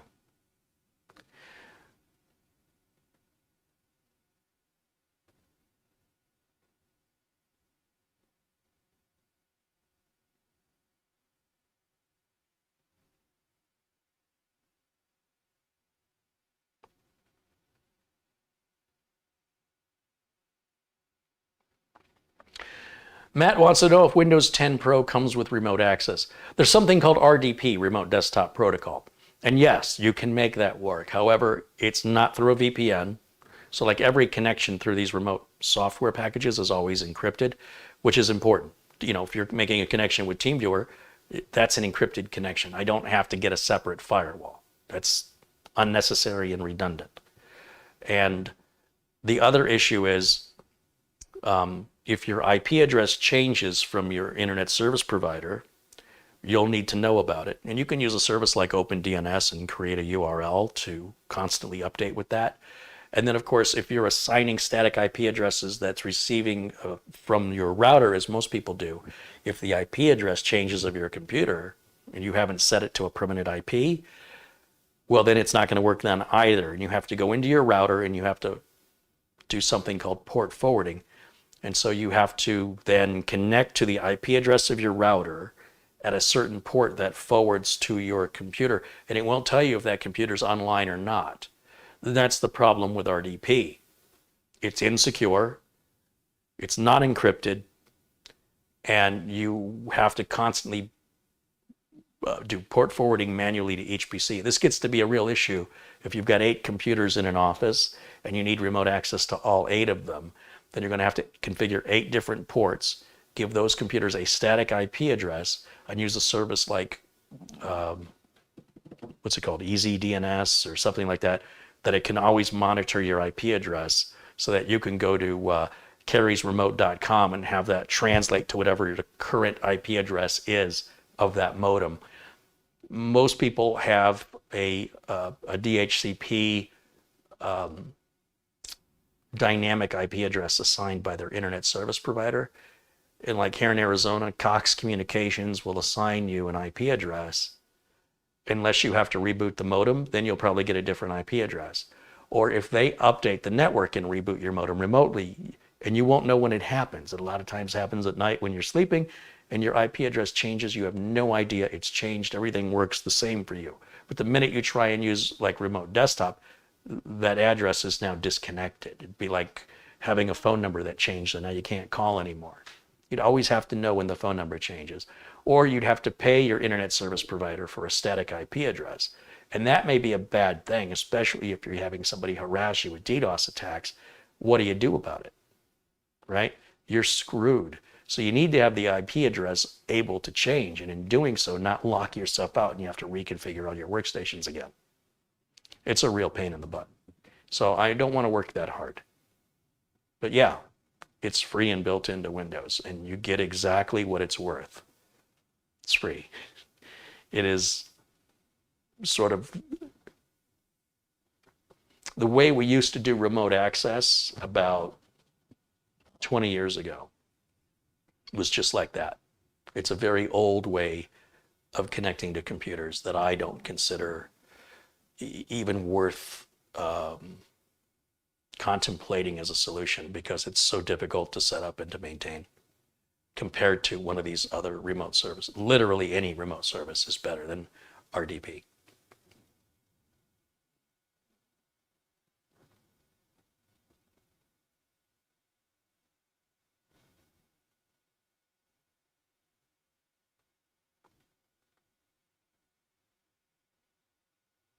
Can I make PCMD blue? Yeah, he's not blue. Oh, you're right. Yeah, there we go. PCMD is blue. Yeah, thank you for letting me know. I didn't realize that. An oversight on my part. Rochester NY87 says, I'm still paying for Screen Connect, but they're pricey, but they just have all the features I need. Monitor who's online, and many of my customers have more than one display, and it just works.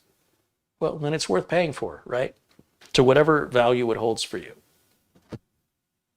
I don't have any experience with Screen Connect. I don't have an opinion on it. Wade says, this isn't bullying by TeamViewer, it's dominance behavior by TeamViewer. I did get the sense they wanted to pee on my leg. I kind of felt like I was dealing with feral animals. Definitely a dominance thing. The dominance vibe was definitely happening. Very, very obvious. Yeah, certainly felt that way.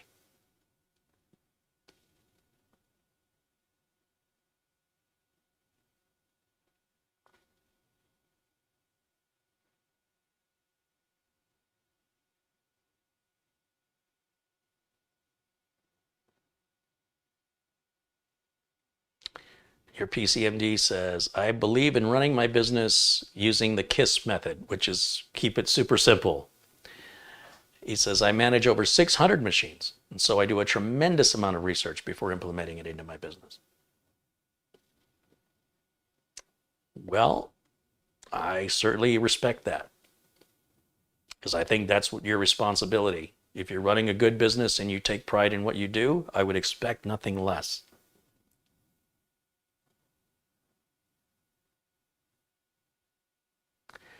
Carrie, did you like the Obsidian 1000D case? Stay tuned. That video's not done yet. That's the big beast build. And well, Mitch and I will not be doing that this Friday. Probably the Friday after we'll get back to it, because I don't have enough parts to justify, more than an hour of work. So I need to get a couple more parts. I haven't had time to research which parts I need to get. So I need to do the research on that. And then hopefully we'll have enough on this next, not this Friday, but the next Friday, where we can put the big beast build back up and get all the fans and lighting hooked up and configured. Get the CPU fan figured out for the mini ITX board and what I want to solve there. And then maybe get Photo Ray to come over and do the cable management on it so that he can make it look pretty. And I'm sure that'll be a 4 or 5 hour job if he's up for it. And perhaps Larry in California out there in Sacramento I may end up sending him the bottom of the case because it looks like I can unscrew it and mail it to him. And he's got all the tools and machinery that he can put caster wheels on the bottom of it and send it back to me. And then I can reattach it because the case is so heavy, it needs to have wheels.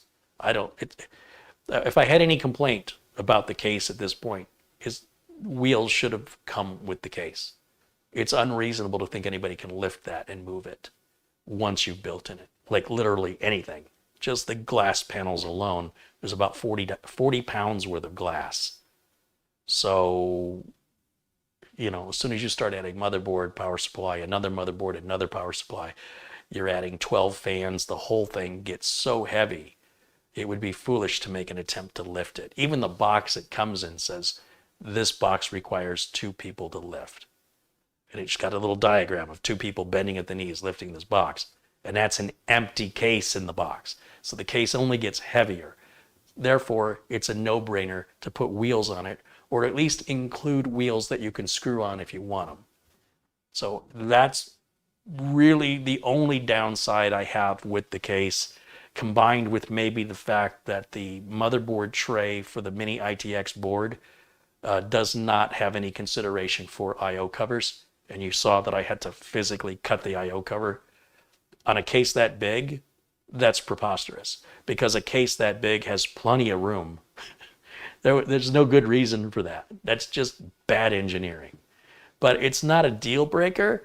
It's just that when you spend a certain amount of money for what's supposed to be a top of the line product, shouldn't have an issue with having wheels or having any fitment of parts when there's so much space. It's just not justifiable. But overall, that doesn't diminish the value of the case, but the case is not perfect. And I'll give you more information as we continue on with the build and I have more information. Like the idea that I had to buy separate RGB controllers and the case did not come with them. It seems like a little bit of a scheme to get you to, nickel and dime you for these little extra things. And again, when you're at a $550 price point for a case, I kind of feel like the $10 RGB controllers, 2 of them, should have been included. If you're showing a picture of the case with RGB fans and you're not including the fans, that's fine.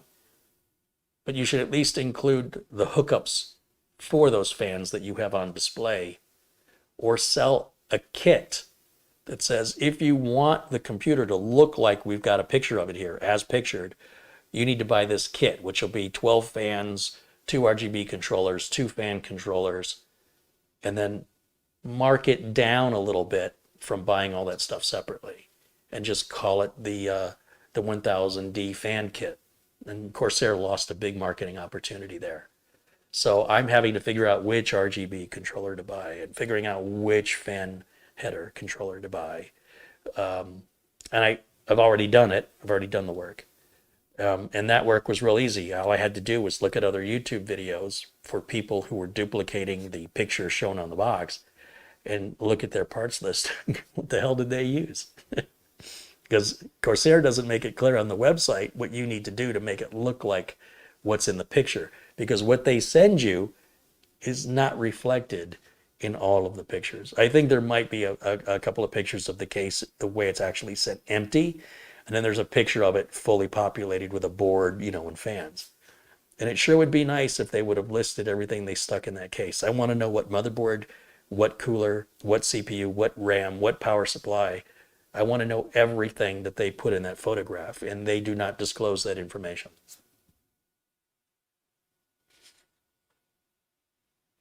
Bob Connor says, can I add a link to your videos on my company's website? Yeah, you'll see that my videos have an embedding is enabled. You can actually embed the video on your company's website. My only concern is I don't want people stealing and re-uploading my videos for obvious reasons, right? If they're trying to profit from my work, that's not cool. But as far as sharing my content, please, I appreciate sharing my links to my videos or embedding the videos. Whatever draws more traffic to me, I appreciate that very much.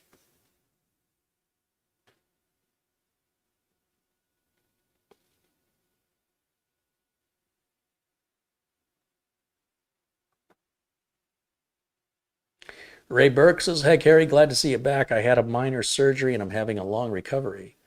Hope I recover fully.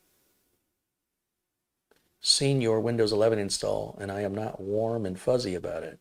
Well, Ray, I'm sorry your recovery is being difficult, but I hope the surgery was successful and went well, and that you know that you will heal soon and be stronger, and ideally, if there was pain, be out of pain.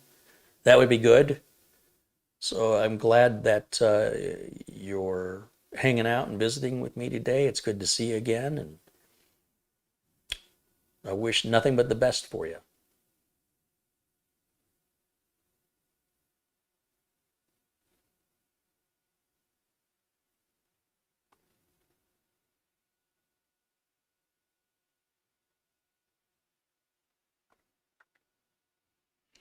Would I use the 1000D as the streaming computer? And then I realized if you put it on the desk, we wouldn't be able to see you. That's right. That is correct. That if I were to use the Big Beast build as a streaming computer, first of all, I'd only be using about 0.7% of its ability, and it would have to sit on the floor next to the table. There's no way I could bring it up on the counter. And if it's down there, you won't be able to see it, right? Or I will be really small if I have to get the camera angle that wide. So I don't think that's going to work. You're right. If I put it on the desk, you will not see me, and I won't have much room to work.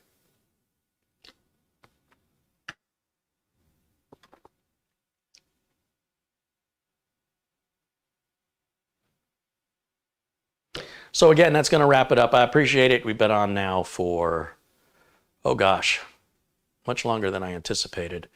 But I'm always a pleasure hanging out with you guys and interacting.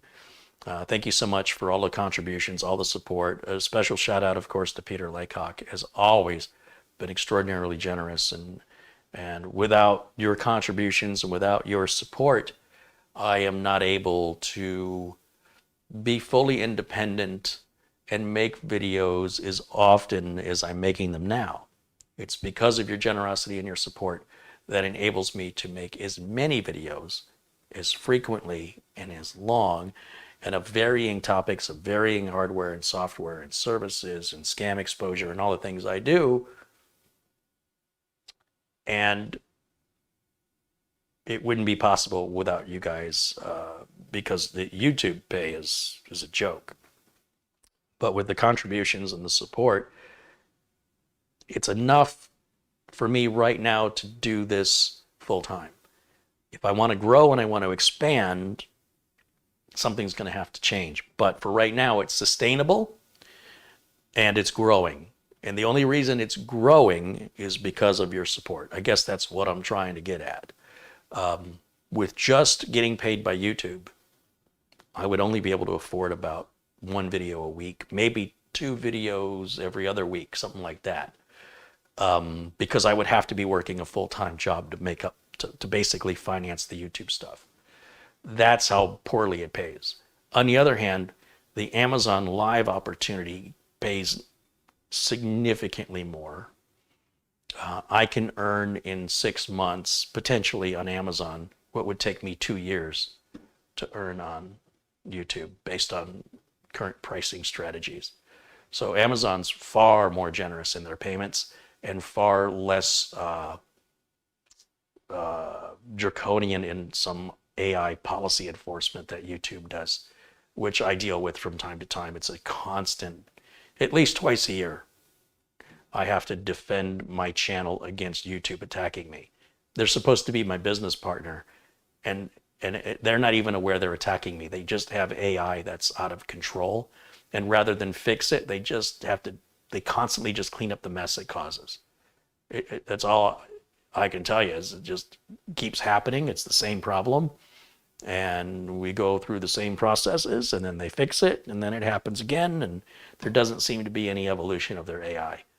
And they don't seem motivated to fix it. So basically, I still have to, fight YouTube about twice a year when I'm wrongfully condemned by their AI because it's so badly designed. It's so unevolved, it should not be put into production. And if it is put into production, somebody should be held accountable for the mistakes it makes and should be compensating their creators. That is costing many creators countless lost amounts of money when they are wrongfully terminated for monetization or wrongfully had their YouTube account shut down. You have to fight to get back what's rightfully yours from a business partner profiting from you. It's very strange. But YouTube doesn't really have any competitors in this space, so I don't really have any choice. Again, Amazon Live would potentially be better than YouTube financially, but with fewer viewers.